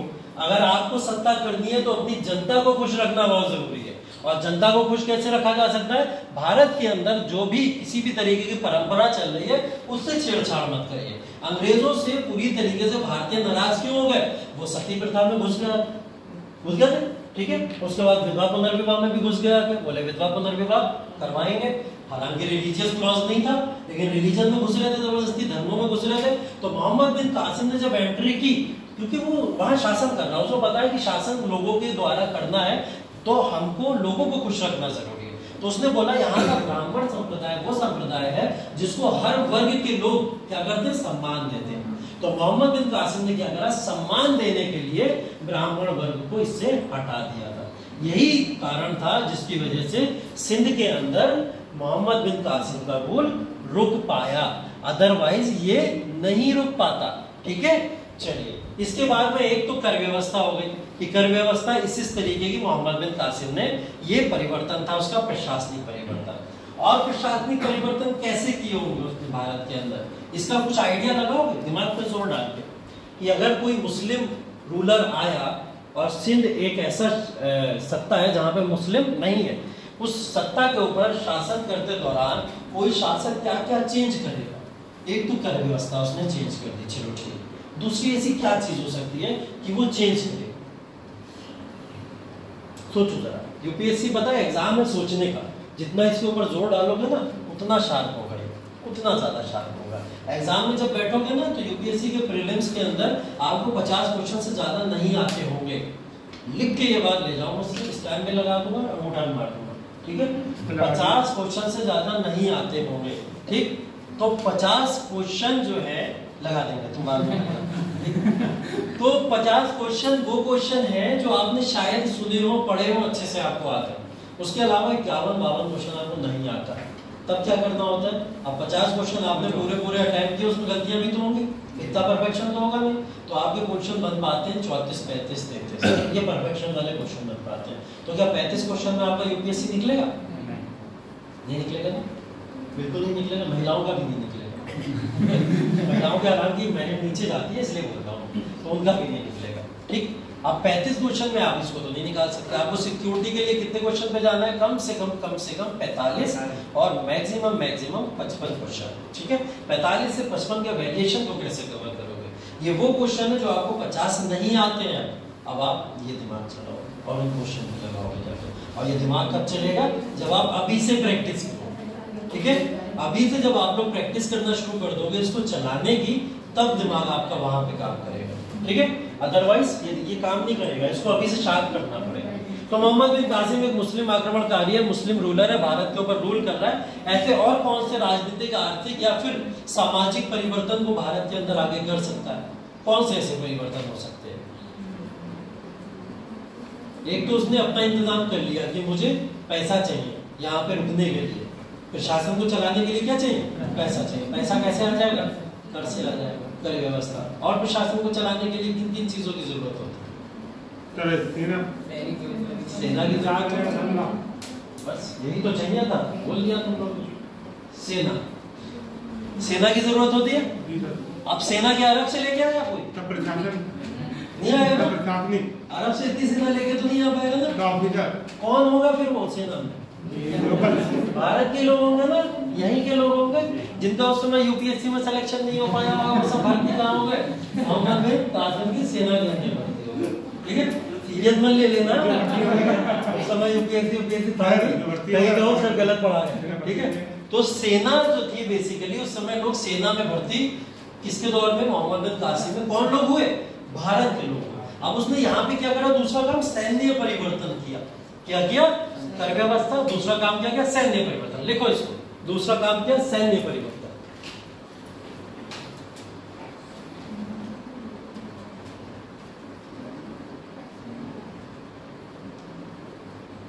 चलो, सैन्य परिवर्तन किया। अब सैन्य परिवर्तन के अंदर वो क्या करेगा कि सेना भारत की है, भारतीय लोगों को खुश करने के लिए क्या क्या काम किए जा सकते हैं। एक तो कुछ चीजें हैं कि इन लोगों को धार्मिक अनुमति देना शुरू कर दो, मतलब जो भी कस्टम कल्चर या जो भी ये लोग मानते हैं उन चीजों को प्रमोट करना शुरू कर दो। तो आप देखोगे जब मोहम्मद बिन कासिम भारत से गया तो भारत के अंदर कुछ मुद्राएं चला के गया था, कुछ मुद्राएं चला के गया था। उन मुद्राओं के ऊपर कभी कभी जो आकृतियां आपको दिखेंगी, मोहम्मद बिन कासिम एक तरफ लिखा होगा, दूसरी तरफ कहीं ना कहीं या तो संस्कृत भाषा में कुछ लिखा होता था या किसी देवी का नाम लिखा होता था या कुछ इस तरीके की चीज लिखी होती थी। और ये पैसा उठा के किसको देता था? वो अपनी सेना को दिया करता था। सेना देख के खुश हो जाती थी, अरे हमारा मालिक तो बड़ा सेकुलर है कि हिंदू धर्म के साथ साथ में मुस्लिम धर्म सबको लेके चल रहा है, ठीक है। तो सेना इससे खुश रहती थी। तो सैन्य परिवर्तन इसकी यहाँ पे सबसे बड़ी उपलब्धि थी, जिससे इसने अपने यहाँ की सेना को खुश कर दिया था, ठीक है। कोई भी शासक आएगा अपने साथ में लेके सेना लेके नहीं आएगा, इस बात को ध्यान रखिएगा। तीसरा और कौन सा इंपॉर्टेंट काम है सत्ता को चलाने के लिए किया जा सकता है? फिर चलाओ दिमाग, जैसे सेना में चलाया। राजनीतिक परिवर्तन। राजनीतिक परिवर्तन। राजनीतिक परिवर्तन क्या करा? जैसे वो तो कर ही दिया ना, राजा ताहिर को हटा के। नहीं, राजनीतिक परिवर्तन ये जैसे कि हम काम कर रहे हैं, जो बड़े बड़े पद होते हैं, वजीर मंत्री, इसको भी जरूरत होती है ना चलाने के लिए। अच्छा, क्या कहना चाह रहा है? इसको कोई और जस्टिफाई करेगा? कुछ बात सही बोल रहा है जो मंत्री होते हैं जो, हाँ कुछ बात सही बोल रहा है, सुन लो इसकी, गलत नहीं बोल रहा है। हाँ बताओ। बजाज साहब ये कहना चाह रहे हैं कि जो वर्तमान समय में राष्ट्रीय व्यवस्था है उसमें चेंजेस हो गया बहुत समय। हाँ ऐसी व्यवस्था चेंज हुआ, हाँ मोदी जी कर रहे हैं पैसे उसमें। अच्छा, क्या प्रधानमंत्री, सेनापति, सेना को कंट्रोल करने वाला भी होना चाहिए, राज्य सरकार कंट्रोल करने का। ये कहना पता क्या चाह रहा है? कह नहीं पा रहा, ये कहना चाह रहा है विभाग प्रणाली। क्या कहना चाह रहा है? विभाग प्रणाली। और बिल्कुल सही कह रहा है, ठीक है। एक सिस्टम, अगर आपको किसी सेना को चलाना है तो सेना को चलाने के लिए आपको विभाग या डिपार्टमेंट भी तो बनाने पड़ेंगे। क्या सिर्फ राजा बैठ के, ठीक है बेटा, ऑल द बेस्ट, क्या राजा सिर्फ और सिर्फ बैठ के सिर्फ अकेला सेना से चला देगा? नहीं चला पाएगा। उसको क्या बनाना पड़ेगा? विभाग बनाना पड़ेंगे। विभाग मंत्री परिषद होती है। मंत्री परिषद के अंदर मंत्री होते हैं, किसी को प्रधानमंत्री बनाया जाता है, ठीक है। किसी को क्या बनाया जाता है? सेना का सबसे सुप्रीम कमांडर बनाया जाता है, ठीक। किसी को क्या बनाया जाता है? आर्थिक मंत्री बनाया जाता है। ये सब लोग मंत्री का विभाग प्रणाली इसने भारत के अंदर यहाँ पे अपने तरीके से शुरू कर, ठीक है। ये परिवर्तन है। और कुछ आर्थिक परिवर्तन। आर्थिक परिवर्तन वो कैसे? समाज में समाज को एक साथ लेकर चलना, समाज को एक साथ लेकर चलना आर्थिक परिवर्तन नहीं होता, वो सामाजिक कर व्यवस्था आ चुकी है, आर्थिक में कर व्यवस्था आ चुकी है, ठीक। हाँ और कुछ? तो भौगोलिक परिवर्तन। भौगोलिक क्या? मैप चेंज कर दिया, मतलब सिंध की जगह मुल्तान कर दिया, मुल्तान की जगह सिंध कर दिया। कैसा भौगोलिक परिवर्तन?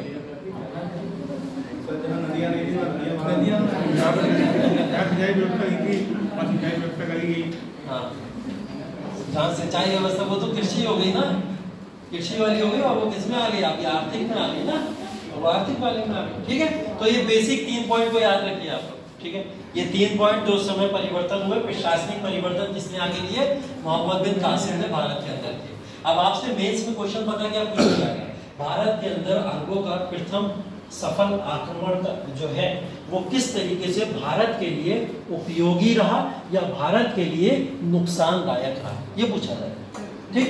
ये क्वेश्चन अगर पूछा गया तो इसको जस्टिफाई कैसे करोगे? ये लिख के करोगे इन पॉइंट्स को। इसको लिखोगे कर व्यवस्था, या इसको आर्थिक भी हेडिंग में डालोगे। क्या आर्थिक व्यवस्था लिख सकते हो, आर्थिक में ये सब लिख सकते हो। उसके बाद में सैनिक व्यवस्था, सैन्य व्यवस्था लिख सकते हो, उसके बारे में एक्सप्लेन कर सकते हो, और विभाग प्रणाली लिख सकते हो उसके बारे में। ये आपका मेंस का एक पूरा क्वेश्चन तैयार हो जाएगा, ठीक है। अब क्या 712 ईस्वी में मोहम्मद बिन कासिम जब भारत आया, उसने यहाँ पे तकरीबन 2 से 3 साल रूल किया, उसके बाद यहाँ से वो वापस चला गया, ठीक है। कब सिंध के ऊपर वो आया, आक्रमण किया 712 से लेकर बोला जाता है 714 ईस्वी तक अप्रोक्स कंप्लीट उसने रूल किया, और 715 में वापस जाना शुरू कर दिया। जब वो वापस जा रहा था यहाँ से, तो वो किसी को अपॉइंट करके नहीं जा रहा था, क्योंकि वहां पे एक खलीफा नियुक्त हो चुके थे जिनका नाम था सुलेमान। उन सुलेमान ने आदेश दिया कि आप भारत को छोड़ के तुरंत चले आए, ठीक है, क्या आदेश दिया? भारत को छोड़ के तुरंत चले आए। कारण क्या था? मोहम्मद बिन कासिम की पॉपुलैरिटी बहुत तेजी से बढ़ रही थी भारत के अंदर, क्योंकि इसके जो परिवर्तन और जो तरीके थे, वो तरीके जब इसने आक्रमण किया था, आक्रमण के दौरान इसने बहुत ही गलत तरीके से भारत को रूल करना शुरू किया। मतलब भारत के ऊपर इसने अटैक करने के बाद में तमाम लोगों की हत्याएं भी की, तमाम ऐसे कार्य भी किए जिससे यहाँ के रहने वाले लोग नाराज हो गए। लेकिन दूसरी तरफ क्या हो रहा था, एक ऑडियंस ऐसी भी थी जो इसको पसंद करना शुरू करती थी। अब ये पसंद का नतीजा क्या होता है? मोहम्मद बिन कासिम भारत के अंदर पॉपुलैरिटी गेन करके यहाँ का शासक बन सकता था। तो शायद कुछ राजनीतिक फेर हुआ जिसकी वजह से सुलेमान ने इसको वापस बुलाया और रास्ते में ही मोहम्मद बिन कासिम की क्या करी? हत्या करवा दी। ठीक है, मोहम्मद बिन कासिम को 715 ईस्वी में हत्या कर दी जाती है। और मोहम्मद बिन कासिम 715 ईस्वी में बताओ कितने साल का होगा? किसी को आइडिया? उम्र क्या रही होगी इसकी? एज? हाँ, जब इसकी हत्या की गई तब ये 20 साल का था। कितना? 20 साल का था। मतलब भारत के ऊपर रूल जब कर रहा था सिंध पे, तो कितने साल का रहा होगा? 17 साल का। 17 साल का। तो 17 साल की उम्र में इसने भारत के ऊपर अटैक करके सिंध में रूल करना शुरू कर दिया था, और 20 साल की उम्र में इसकी आयु खत्म हो जाती है। मोहम्मद बिन कासिम एक वो चैप्टर है जो चैप्टर मृत्यु का 715, ठीक।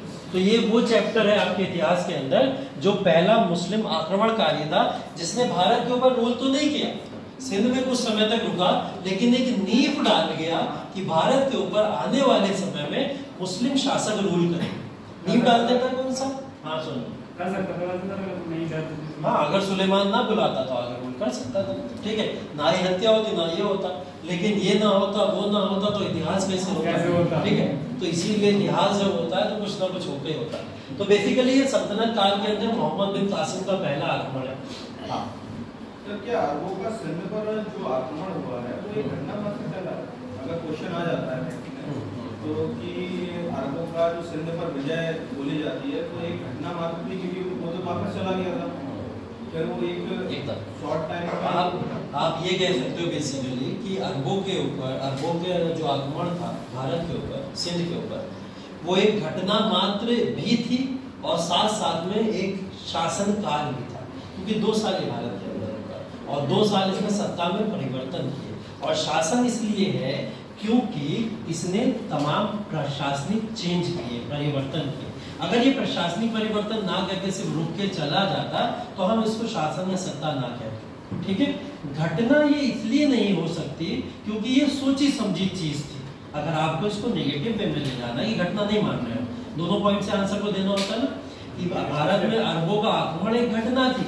अगर हम इस बात से एग्री ना करें तो हमें क्या आंसर देना पड़ेगा? भारत के ऊपर अरबों का आक्रमण एक घटना इसलिए नहीं थी क्योंकि ये सोची समझी एक पूरी तरीके से साजिश थी।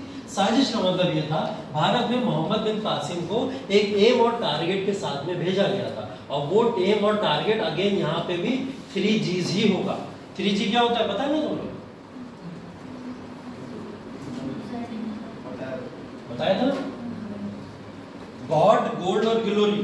क्या होता है? गॉड, गोल्ड और ग्लोरी। गॉड का मतलब होता है ईश्वर के बारे में प्रचार प्रसार करना, मतलब अपने धर्म का प्रचार प्रसार करना। तो क्या ये टारगेट नहीं था मोहम्मद बिन कासिम का? था, वो इसीलिए आया था भारत। दूसरा गोल्ड, गोल्ड किसको कहेंगे? पैसा कमाने आया था, कर व्यवस्था लागू करके पैसा कमा रहा है, तमाम चीजों को लूटा बांटा, यहाँ पे क्या पैसा कमाया नहीं कमाया?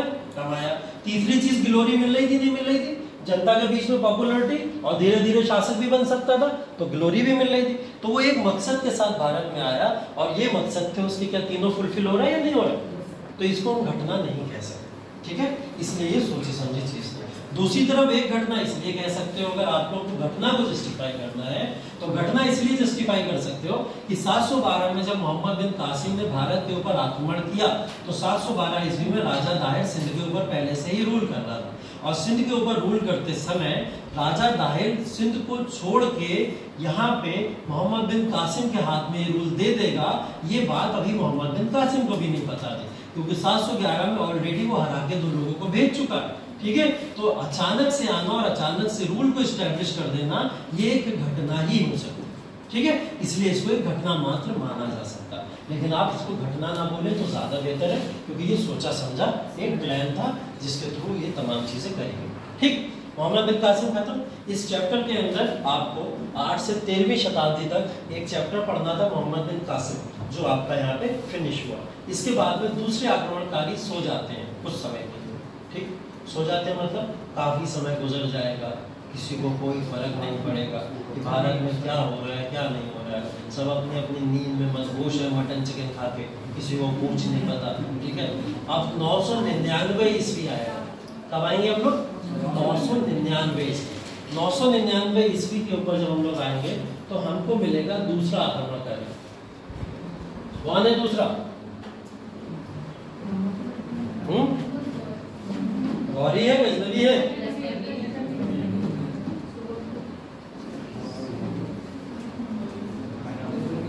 किसे किसे नहीं दिख रहा?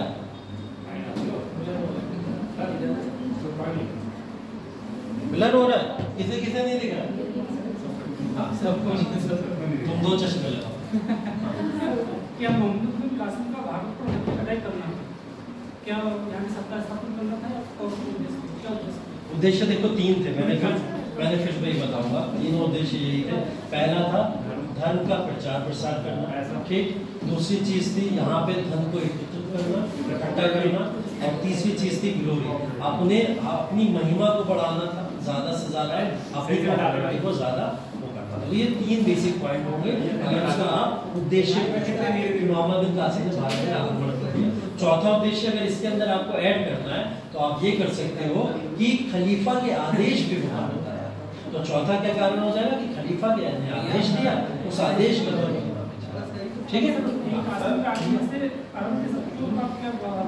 हाँ, कासिम के आक्रमण से अरब की शक्तियों का यह प्रभाव पड़ा कि आने वाले समय में भारत के ऊपर अरब सत्ता ही स्थापित हुई।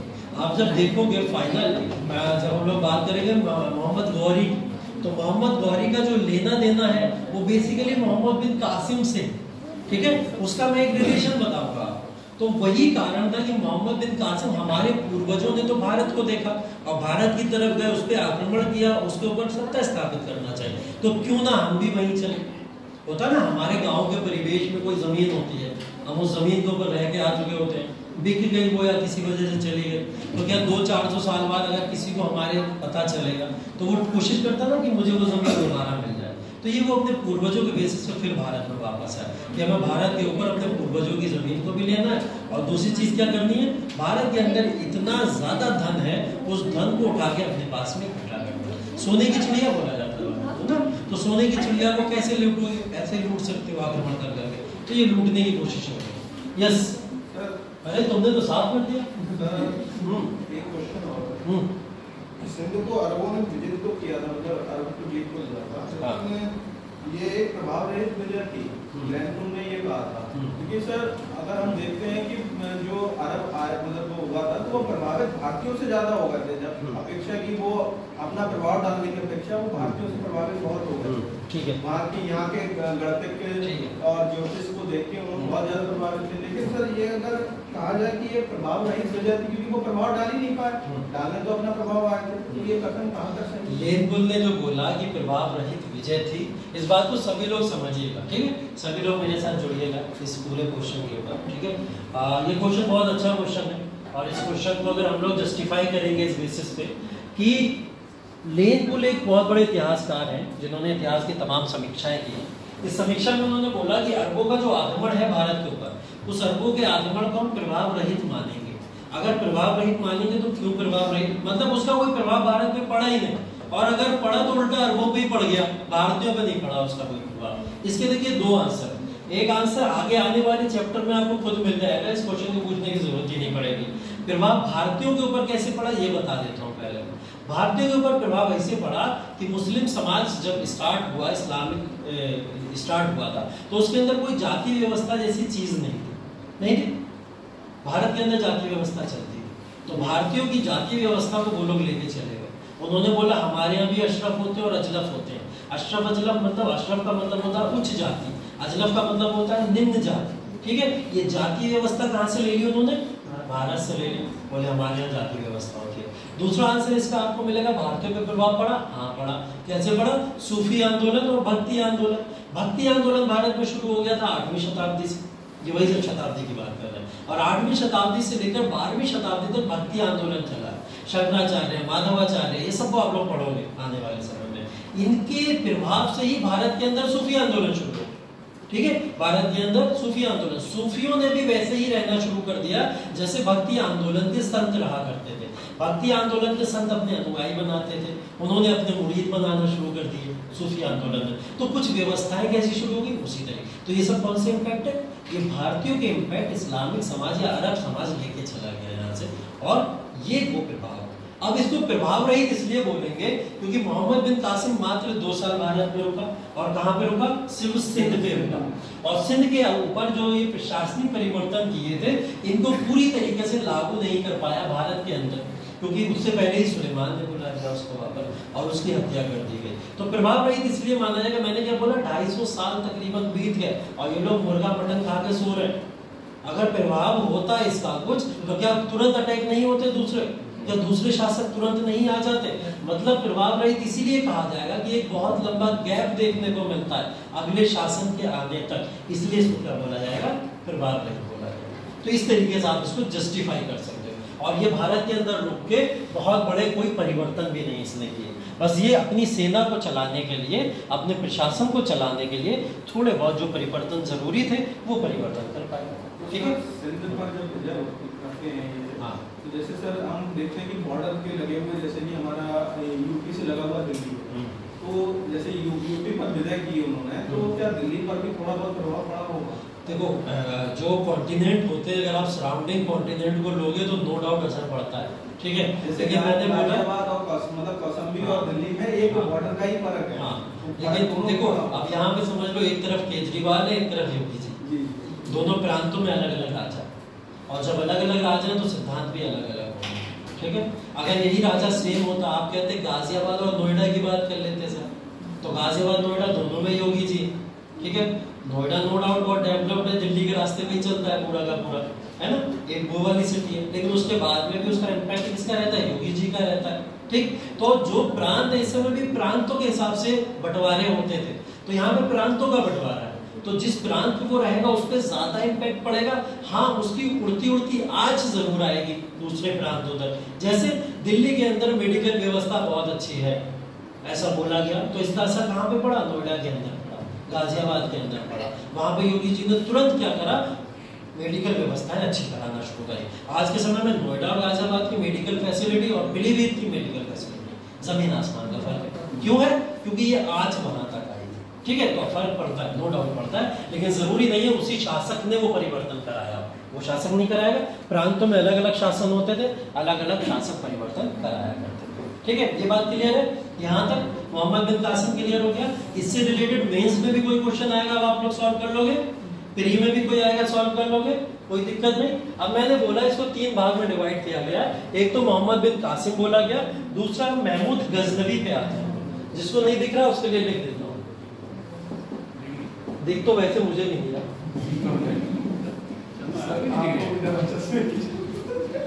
मुझे 4 चश्मों की महमूद गजनवी।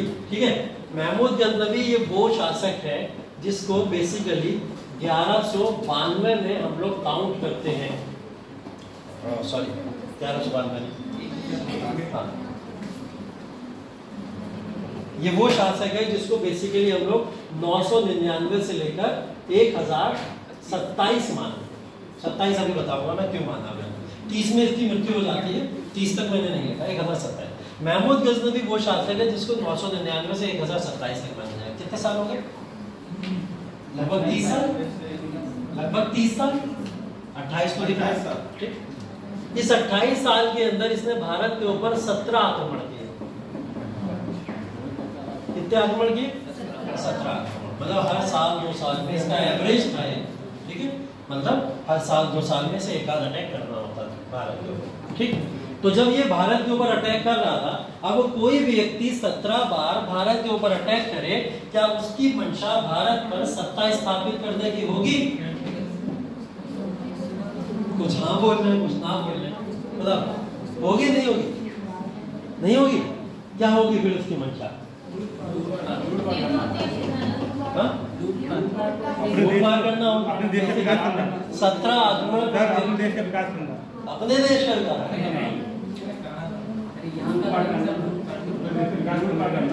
देखो 17 बार कोई व्यक्ति अगर भारत के ऊपर आक्रमण कर रहा है तो उसकी सिर्फ एक मंशा है, भारत में लूट करना, ठीक है, लूटना मारना, सिर्फ और सिर्फ यही उसकी मंशा है। चाहे पहला अटैक हो और चाहे फिर 17वां अटैक हो, हर अटैक में उसकी मंशा साफ थी कि उसे अटैक करके भारत से धन एकत्रित करना है। अब यहाँ पे अगर मैं 3G का कॉन्सेप्ट लगाऊं तो आप लोग बोलोगे नहीं, एकदम गलत है। क्यों गलत है? ना तो इसे कोई ग्लोरी लेनी है, महिमा यश कुछ नहीं चाहिए इसे, ठीक है, ना ही इसको गॉड से मतलब है, ईश्वर से भी कोई मतलब नहीं है। इसको सिर्फ और सिर्फ किससे मतलब है? गोल्ड से मतलब है, पैसे से मतलब है। तो अगर पूछा जाए सोने की चिड़िया तो खत्म करना चाहता था बेसिकली, कह सकते हो, ठीक। तो महमूद गजनवी ने जब भारत में अटैक किया 999। अब लिखो, ये इंपॉर्टेंट फैक्ट है आपके लिए।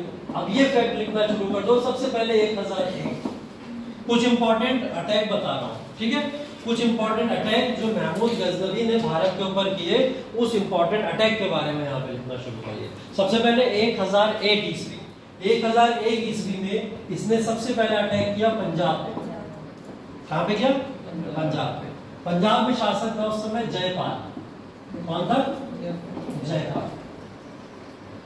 पंजाब में शासक था जयपाल। सबसे पहला अटैक 1001 ईस्वी में, और 1001 ईस्वी में जब इसने अटैक किया तो अटैक करके यहाँ से काफी धन दौलत को लूट के लेके गया। इसका कोई मतलब नहीं था यहाँ रुकना, ना राजा को हराना था, कुछ नहीं था। इसने राजा को हराया भी और हरा के वापस उसको बोला चलो करो रूल हम जाए, ठीक, मतलब लूटा पाटा यहाँ से चलता, ठीक। दूसरा है 1005, ठीक, 1005 में इसने अटैक किया था मुल्तान पे। मुल्तान था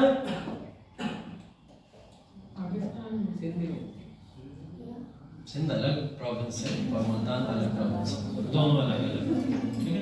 मुल्तान प्रेजेंट टाइम में है पाकिस्तान में, लेकिन तब किसका हिस्सा होता था? भारत, ठीक है, एक अखंड भारत का हिस्सा हुआ करता था। तो दूसरा मुल्तान, मुल्तान के ऊपर जो उस समय रूलर था, झेलम नदी के नीचे, झेलम के पास, ठीक,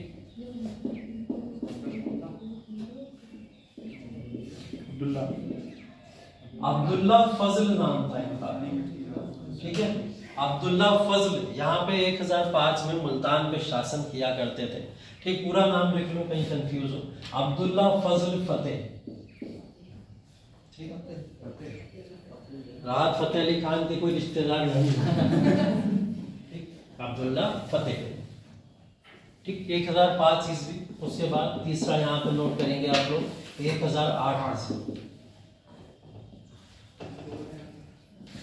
1008 ईस्वी में ये बेसिकली गया कन्नौज। कहां तक पहुंच चुका है?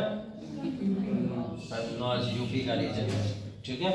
कन्नौज के अंदर शासक थे अनंतपाल। अनंतपाल को क्रेडिट जाता है दिल्ली बनाने का भी, ठीक है, दिल्ली बनाने का भी क्रेडिट इनको जाता है कि दिल्ली राजधानी बनाई किसने थी? अनंतपाल। मतलब राजधानी नहीं बनाई थी, दिल्ली शहर बनाने का क्रेडिट जाता है, ठीक है, क्रेडिट जाता है। आगे और भी इससे रिलेटेड काफी इतिहासकारों के मत है, उसके ऊपर बात करेंगे हम लोग, ठीक। हाँ, चौथा है 1018 से 19, 1018 से 19,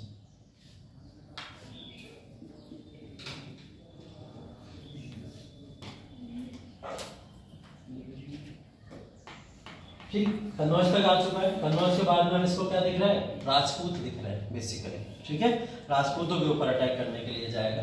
तो ये बेसिकली कहाँ पहुंचा? राजस्थान। कहाँ पहुंचा? राजस्थान। राजस्थान के अंदर रूलर थे राज्यपाल,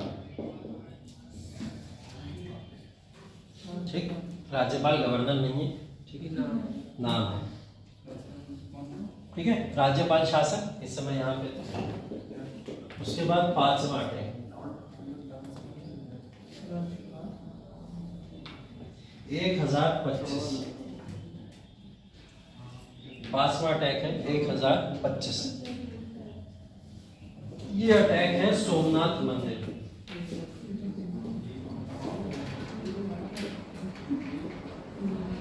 ये अटैक कौन सा है? सोमनाथ मंदिर वाला। सोमनाथ मंदिर कहाँ है? गुजरात के अंदर। ठीक, तो अगला अटैक इसका 1025 में क्या हुआ? गुजरात। इसका टारगेट गुजरात था ही नहीं, इसका टारगेट सीधा सोमनाथ मंदिर ही था। ठीक है, तो डायरेक्ट इसने सोमनाथ के ऊपर, क्योंकि सोमनाथ के अंदर बहुत ही अधिक मात्रा में सोना था, उस सोने को लूट के यहाँ से जाना चाहता था। अब सोमनाथ मंदिर किसको डेडिकेटेड है? कौन से लॉर्ड है? भगवान कौन से हैं? लॉर्ड शिवा। ठीक है, शिवा से रिलेटेड है, भगवान शिव से रिलेटेड ये मंदिर है। इसने यहाँ से इस मूर्ति को पूरी तरीके से तोड़ा और तोड़ के यहाँ से तमाम सोना ले गया, और सोना लेके इस मूर्ख ने बहुत बेकार काम किया। बेकार काम ये था, ये सोना ले जाके लूट के इसको इसने क्या करा? इसको धार्मिक बना दिया। धार्मिक बनाने का मतलब क्या था? इसने मंदिर से लूटे हुए सोने से किसको बाजार के अंदर या मस्जिद के अंदर लगा दिया। ठीक है, तो ये बहुत कंट्रोवर्शियल हो गया उस समय में कि इसने सोमनाथ मंदिर को किस लिए लूटा है? धर्म के लिए लूटा है। मतलब इसने क्या करा है? मंदिर तोड़ के मस्जिद को बनाने की कोशिश करी है इसने। और ये वो मस्जिद बनाई पता कहाँ थी?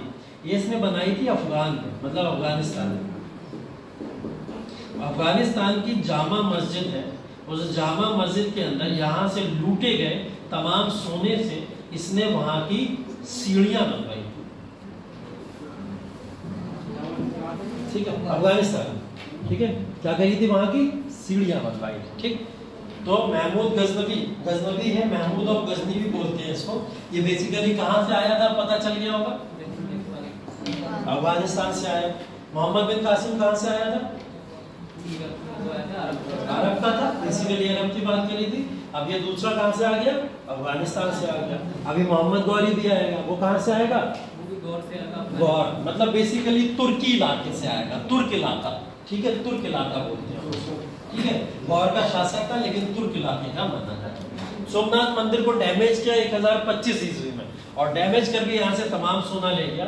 छठा अटैक इसका पॉपुलर है 1027, जो कि अंतिम अटैक भी है, और ये था जाटों के विरुद्ध।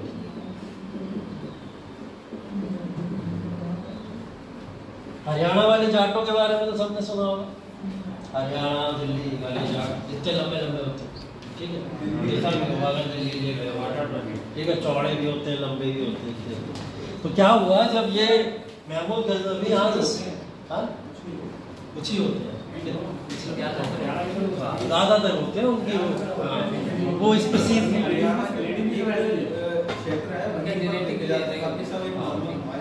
बेसिकली ज्योग्राफिकल कारण है उसके पीछे, जमीनें होती हैं कुछ कुछ जहाँ पे ऐसा होता है। ठीक है, तो बेसिकली क्या हुआ जब ये यहाँ से सोमनाथ मंदिर को लूट के गुजरात से निकल रहा, तो गुजरात से निकलते समय इसको रास्ते में मिला दिल्ली हरियाणा। ठीक है, और रास्ते में इसको जाटों ने घेर लिया चारों तरफ से। किसको? महमूद गजनवी को। और महमूद गजनवी को जब जाटों ने चारों तरफ से घेर लिया, तो इसके पास में क्या चाह रहा था कि उनको कुछ सोना दे दे, अदरवाइज वो उसको मार देंगे। तो जाटों ने इसके ऊपर प्रभाव बनाया, या तो मुझे सोना दे दो या तो फिर यहाँ से जा नहीं पाओगे। ठीक, तो 1025 ईस्वी में जो सोमनाथ मंदिर से ये सोना लूट के जा रहा था, उसको रास्तों में से 50% सोना किसने छीन लिया? जाटों ने छीन लिया। बस अब यही इसके लिए एक अगला आक्रमण था। ये 1025 इसका आखिरी आक्रमण होता था, क्योंकि ये इतने सालों से इतने सोने की अंदाजा भी नहीं लगा सकता था कि इतना सोना इसे मिल सकता है यहाँ से। तो इतना मिल गया था, अब इसके लिए आखिरी था। लेकिन ये बहुत ही जिद्दी आदमी था, इसने बोला कि जाटों मेरे देश में आए काहे के लिए। तो इसने क्या करा? अगला आक्रमण जाटों के विरुद्ध ही कर दिया 1027 में। बोले मिलो कहाँ कहाँ। ठीक है, तो अगला आक्रमण जाटों के विरुद्ध किया, जितना सोना दिया था उससे ज्यादा लेके वापस चला गया। ठीक है, तो 1027 में इसने पूरा यहाँ से सोना लेके वापस चला गया। तो ये महमूद गजनवी का ये पूरा का पूरा समय काल है।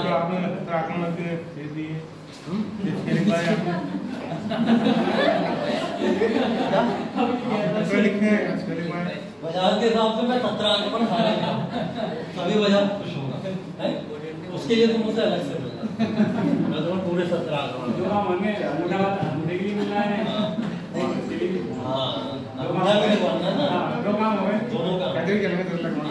कचेरी चलना। ठीक है, तो ये बेसिकली इंपॉर्टेंट आक्रमण मैंने पहले ही बोला था, जो समझदार है उन्हें पता होगा कि मैंने क्या बोला था, इंपॉर्टेंट आक्रमण लिखवाऊंगा मैं सिर्फ। ठीक है, तो इंपॉर्टेंट आक्रमण ये सारे के सारे हैं। इन इंपॉर्टेंट आक्रमण के बाद में महमूद गजनवी, अब अगेन फिर मेंस के क्वेश्चन के ऊपर आ जाओ।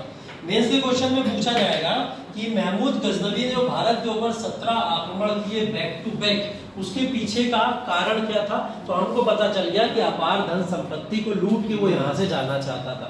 ठीक है, 17 आक्रमण करने के बाद में क्या महमूद गजनवी के द्वारा छोड़े गए अवशेषों से भारत के ऊपर क्या कोई राजनीतिक परिवर्तन हुआ? राजनीतिक परिवर्तन की बात कर रहा हूं मैं, मतलब महमूद गजनवी 17 आक्रमण किया, भारत के अंदर कभी नहीं रुका, हमेशा आया लूट के चला गया, क्या इसकी वजह से कोई राजनीतिक परिवर्तन हुआ भारत में? नहीं हुआ।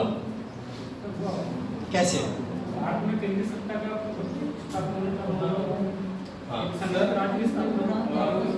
भारत जो था राजनीतिक दृष्टि से प्रेरित हो गया। अच्छा, हाँ, उत्तर भारत की जो राजनीति थी, हाँ, वो भी उस पर भी काफी प्रभाव पड़ा था। हाँ, कैसा पड़ा था? काफी, मतलब वो काफी क्या?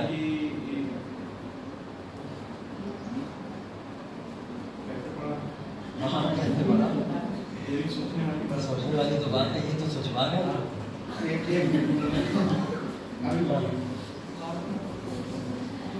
देखो, ये इन्होंने एक बड़ी अच्छी बात बोली। इन्होंने बोला कि जब विदेशी आक्रमण हुए उससे हमारे यहाँ क्या हुआ है, केंद्रीय सत्ता स्थापित होना शुरू हो गई। केंद्रीय सत्ता का मतलब क्या हुआ? एक संगठन बन गया। जब बाहर से बार बार आक्रमण होगा, कोई विदेशी हमारे ऊपर बार बार आक्रमण करेंगे, तो क्या हम लोग एक नहीं हो जाएंगे, एक यूनाइट नहीं हो जाएंगे? तो एक यूनिफिकेशन देखने को मिला। भारत के अंदर एक चेंज होना शुरू हुआ। भारत ने बोला ऐसे काम नहीं चलेगा, हमको एक केंद्रीय सत्ता स्थापित करनी पड़ेगी। अभी हो क्या रहा है? अभी ये हो रहा है कि लगातार प्रांतीय सत्ता, अलग अलग रूलर हैं, वो क्या करते हैं, बार बार बाहर से आते हैं और उसके ऊपर अटैक करके उसको कमजोर करके लूट के चले जाते हैं। हमको क्या करना पड़ेगा? एक संगठन और केंद्र बनाना पड़ेगा, और ये केंद्र संगठन का काम क्या होगा, ये हमें प्रोटेक्ट करेगा पूरे देश के अंदर। अब यहाँ से किसका प्रभुत्व शुरू होता है? चौहान वंश का। किसका? चौहान वंश का। चौहान वंश या चौहान वंश जिसको हम लोग कहते हैं। हाँ सर, एक प्रभाव ये भी तो देखने को पड़ता है, जब मतलब वो आया, उसने आक्रमण किया था, उसके बाद ये प्रभाव पड़ा था कि अधिकतर मुस्लिम बन गए थे सारे लोग। उन्होंने जो जितने हिंदू थे उनको मुस्लिम बनाने का प्रयास किया। ये देखो हुआ है, ये मोहम्मद बिन कासिम के समय भी हुआ, ये महमूद गजनवी के समय भी हुआ, और ये मोहम्मद गौरी के समय में भी हुआ। ठीक है, उस समय की आर्थिक दशा जो थी भारत की, वो तो जर्जर कर ही दी थी। अभी अधिकतर अभी भी नहीं हुई है, पूरी तरीके से नहीं हुई है। अभी भी समझ लो कि ये लोग, मैंने इतनी लूट बता दी आपको, इस लूट के बाद में भी ये लोग भारत से अभी 15% ही लूट पाए। कितना? 15% लूट पाए। अभी भी भारत के पास में अवशेष जो बचे 85% धन दौलत में, 15% ही लूट पाए। वो भी लूटी जो चीजें हुई थी। मोहम्मद बिन कासिम जो लूट के लेके गया, महमूद गजनवी लूट के लेके गया, मोहम्मद गौरी लूट के लेके गया, वो सब चीजें वापस आ गई। कब आ गई वापस? ये कहना ठीक है कि मोहम्मद महमूद जो था एक सेनानी, साहसी सेनानी था, अविजयी शासक था, मानसिक एवं शारीरिक शक्ति से मजबूत था। क्योंकि सर वो तो हमारे, अगर हम भारत के प्रत्यक्ष देखेंगे, वो हमारे लिए तो एक आक्रमणकारी ही रहा है। बिल्कुल बिल्कुल। देखो, आक्रमणकारी अगर ये जिस शब्दों को यूज कर रहे हैं, उस शब्दों के बेसिस पे देखोगे तो वो ये कहना चाह रहे हैं कि 17 बार आक्रमण कोई नॉर्मल व्यक्ति नहीं कर सकता। मतलब वो आर्थिक रूप से मजबूत रहा होगा। ठीक है, 17 बार आक्रमण करने के लिए आर्थिक मजबूती जरूरी है। लेकिन सर मानसिक मजबूती तो नहीं दिख रही है। ठीक है, मानसिक मजबूती इसलिए बता देता हूँ मैं। अभी 25 में उसने आक्रमण किया सोमनाथ के ऊपर, बोला आक्रमण खत्म, अब नहीं करूंगा इसके बाद में। लेकिन फिर जाटों के बाद फिर जाटों से, फिर 27 में जाटों के ऊपर भी गया। मतलब मानसिक तौर पे मजबूत है कि वो मानसिक तौर पे ये सोच पा रहा है कि मुझे इनसे कहना कहेंगे या मानसिक पागलपन कहेंगे, वो अपनी अपनी शब्दावली हो सकती है। हम तो उसको खुल के बोराया हुआ भी कह सकते हैं, ठीक है, पागल भी कह सकते हैं, और एकदम वाहियात आदमी भी कह सकते हैं। अपनी शब्दावली में हम कह सकते हैं। इस तरह का अगर क्वेश्चन आ जाता है कि तो हम उसको मतलब उसके बारे में हमें अच्छा लिखना है या इसका उत्तर देखो ऐसे लिखना है। अगर बोला जाए मानसिक रूप से मजबूत था, सैन्य रूप से मजबूत था, या किसी भी रूप से वो मजबूत कहने की कोशिश कर रहा है। मजबूती दिख रही है कि 17 बार आक्रमण किया। हाँ, ठीक है। क्या मानसिक रूप से कहना ठीक रहेगा? 17 बार आक्रमण करना मानसिक सोच के बेसिस पे ही तो हो सकता है। तो जो पागलपन होते हैं वही जिद्दी तो होते हैं। और जो जिद्दी होते हैं वो मानसिक रूप से मजबूत होते हैं अक्सर, ठीक है, अक्सर मजबूत होते हैं। ठीक, सचिन तेंदुलकर शायद 49 शतक नहीं मारता अगर मानसिक रूप से या जिद्दी नहीं होता। ये भी तो एक रिकॉर्ड ही है 49 शतक मारना। इसने 17 का रिकॉर्ड बनाया, 17 बार जाके घुसा है भारत के अंदर अटैक, ठीक है। तो ये मानसिक रूप से जिद्दपन आप उसको मजबूती ही कह सकते हैं। लेकिन मैं अपने हिसाब से अगर बात करूं, देखो ये क्वेश्चन है, क्वेश्चन के हिसाब से वो कुछ भी बोल सकते हैं। मेरे हिसाब से अगर आप पूछोगे कि महमूद गजनवी का स्टेटस क्या है, तो महमूद गजनवी सिर्फ और सिर्फ एक मात्र लुटेरा है जो 17 बार भारत को लूट गया, ठीक है। अगर आप मेरे हिसाब से पूछोगे, और 17 बार भारत को लूटना उसकी एक जिद थी, जिससे वो भारत में सोने की अपार संपत्ति को लूट के भारत को कंगाल करके विदेशों में या फिर अरब की जमीन पे रखना चाहता था। सिर्फ और सिर्फ आप इतनी बात कर सकते हो मेरे आधार पर, ठीक है। तो सर अगर टिप्पणी करने को आता है, हाँ, तो मुझे क्या मतलब क्या, तो हास्य तरीके से टिप्पणी करो इसमें, ठीक है। ये क्वेश्चन कुछ जानबूझ के रखे जाते हैं आपके सामने, ठीक। हास्य तरीके से टिप्पणी इसकी कुछ इस तरीके से की जा सकती है कि हाँ, हम उसको बिल्कुल मानसिक रूप से मजबूत कर सकते हैं। जो व्यक्ति एक बार में डिसाइड नहीं कर पा रहा है कि मुझे कितना धन भारत से लेके जाना है, 17 बार में ये डिसाइड कर पा रहा है कि मुझे कितने धन की जरूरत है भारत में, वो इंसान मानसिक रूप से मजबूत ही होगा, ठीक है। तो इसको आप थोड़ा हास्य तरीके से उस वे में लिख सकते हो। आंसर आपका यहाँ नहीं कटेगा क्योंकि उन्होंने पूछा ही है आपसे आपका कॉमन सेंस चेक करने के लिए, ठीक है। हम इसमें अपनी सोच लिख सकते हैं, वैसे में अपनी ही सोच लेंगे। ऐसे ही कुछ लिखा जाता है कि पुराने फैक्ट लिखना है, कि पुराने फैक्ट भी पूछ रहा है, वहाँ से कितना ज्ञान है तुम्हें वो लिखना है। वहाँ उसने बोला टिप्पणी करें, क्वेश्चन में ये लिखने को आ जाता है कि आपकी क्या राय है, उसने बोला था टिप्पणी करें। तो जब टिप्पणी करना तो आपको अपनी ही बिल्कुल आप जो सोच रहे हो उसके बारे में वो ही लिखना। अब आप जो सोच रहे हो वो शब्द नहीं लिखने, उसकी मर्यादा है, ठीक है, उसकी मर्यादा। हाँ, वो गलत धारणा रखते हैं, ठीक है, हाँ, वो गलत रखते हैं जो भी रखते हैं। तो एक धारणा जो आपके मन में है उस धारणा को निकाल लेते हैं सामने वाले। आप मेंस में जब आंसर राइटिंग लिखोगे तो वो समझ जाएंगे कौन सा माइंड का लड़का है। हमारे साथ में एक लड़का तैयारी किया करता था, ठीक है, उसका नाम पता नहीं क्या था, लेकिन हम लोग उसको गजनी कहते थे। गजना गंजा गंजा था थोड़ा सा, आई भी नहीं, इतना पुराना नहीं हूँ मैं, उस समय में तैयारी नहीं कर रहा था, उसके बाद की बात। तो हम लोग उसको कहा करते थे बेसिकली, उसका क्या था, वो जब आंसर लिखा करता था और वो चेक कराने जब जाता था तो उसके आंसर राइटिंग में हमारी जो मैम थी वो हमेशा नीचे एक लाइन लिखा करती थी, इसमें शो हो रहा है आपकी क्रिमिनल मेंटेलिटी, ठीक, बार बार ये बात लिखा करती थी, आपके आंसर में शो हो रहा है क्रिमिनल मेंटेलिटी। लेकिन जब वो लिखता था, वो मेरे साथ जब भी डिस्कस होता था, बोला भाई मैं तो एकदम सही से लिखता हूँ, मुझे तो कोई दिक्कत नहीं, मैं बिल्कुल सोच के लिखता हूँ, कौन से फैक्ट लिख रहा हूँ और ध्यान रखता हूँ शब्दों का। अब क्रिमिनल एक्टिविटी या मेंटेलिटी मैम को तो नहीं पता था ये लड़का किस बैकग्राउंड से, उसके घर में तमंचे भी आते थे, गोलियां भी चलती थी, बारूद भी रखे हुए थे, तो उसके घर में बचपन से उसी परिवेश में पड़ा हुआ है और उसकी जो सोच थी वो वैसी बन चुकी थी शायद, इसलिए वो जो भी लिखता था उसे नॉर्मल लगता, ठीक है। मैंने भी उसके जब आंसर पढ़े तो मुझे यही लगा, उसने सीधा लिखा था कि जो लॉर्ड कॉर्नवालिस था, उस लॉर्ड कॉर्नवालिस को परमानेंट सेटलमेंट लाने से पहले ही खड़ा करके गोली मार देनी चाहिए, ठीक है। उसने ये शब्द लिखा था बकायदा, मुझे एक लाइन याद है, उसे लगा नॉर्मल तो है, अंग्रेजों के तो खिलाफ ही लिखना है हम लोगों को, तो वो क्या सोचता था, अंग्रेजों के खिलाफ लिखने का मतलब उन्हें मार दो, ठीक है। हिंसा तो कहीं नहीं बताया यूपीएससी ने, आप हिंसात्मक हो जाओ, ठीक है। तो ऐसी सोच खुद दिख जाती है। अब तुम्हारी क्या सोच है वहां से दिख जाएगी जब तुम आंसर, ठीक है। इसलिए अपने आंसर को उसी तरीके से सोच अपनी स्टैब्लिश करो। 1 साल 2 साल यूपीएससी की प्रिपरेशन में आपको सिर्फ और सिर्फ नॉलेज थोड़ी लेनी है। एक बात मैं बार बार कहता हूँ, आप लोग भी सुन लो, 25% नॉलेज का गेम है एग्जाम क्वालिफाई करना, 25%, 75% ये है, सीख लिया। 75% अगर आपने अपने आप को दिमागी रूप से संतुलित कर लिया और दिमागी रूप से अगर आपने अपने आप को प्रिपेयर कर लिया, अपनी पर्सनैलिटी के ऊपर अगर आपने 75% काम कर लिया तो आप यूपीएससी निकाले बिना नहीं कर पाओगे। 25% नॉलेज आपको ऑनलाइन क्लास करके या तमाम जगहों से मिल ही जानी है, वो 25% का गेम ही नहीं है। नॉलेज आप रट रट के भी ले सकते हो, पढ़ के भी ले सकते हो।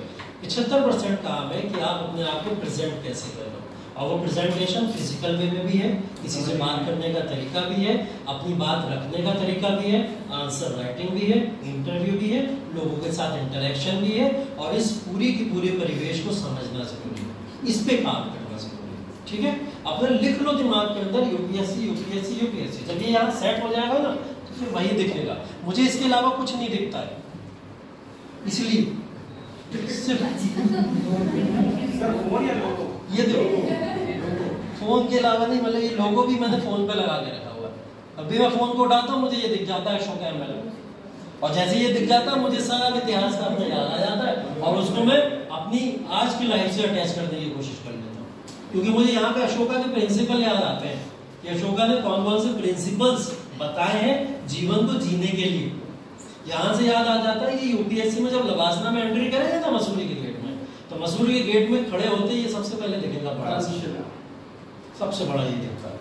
तो जब ये सब चीजें यहाँ बैठ जाती है ना यहाँ पे, तो आप फिर पागल हो जाते हैं, और फिर पागल जो इंसान हो जाता है वो सही रास्ते पे, ठीक है। तो पागल हो जाओ पहले, ठीक है, पागल होना जरूरी है, पढ़ाई, ठीक है। क्या टाइम हो गया, क्या हो गया?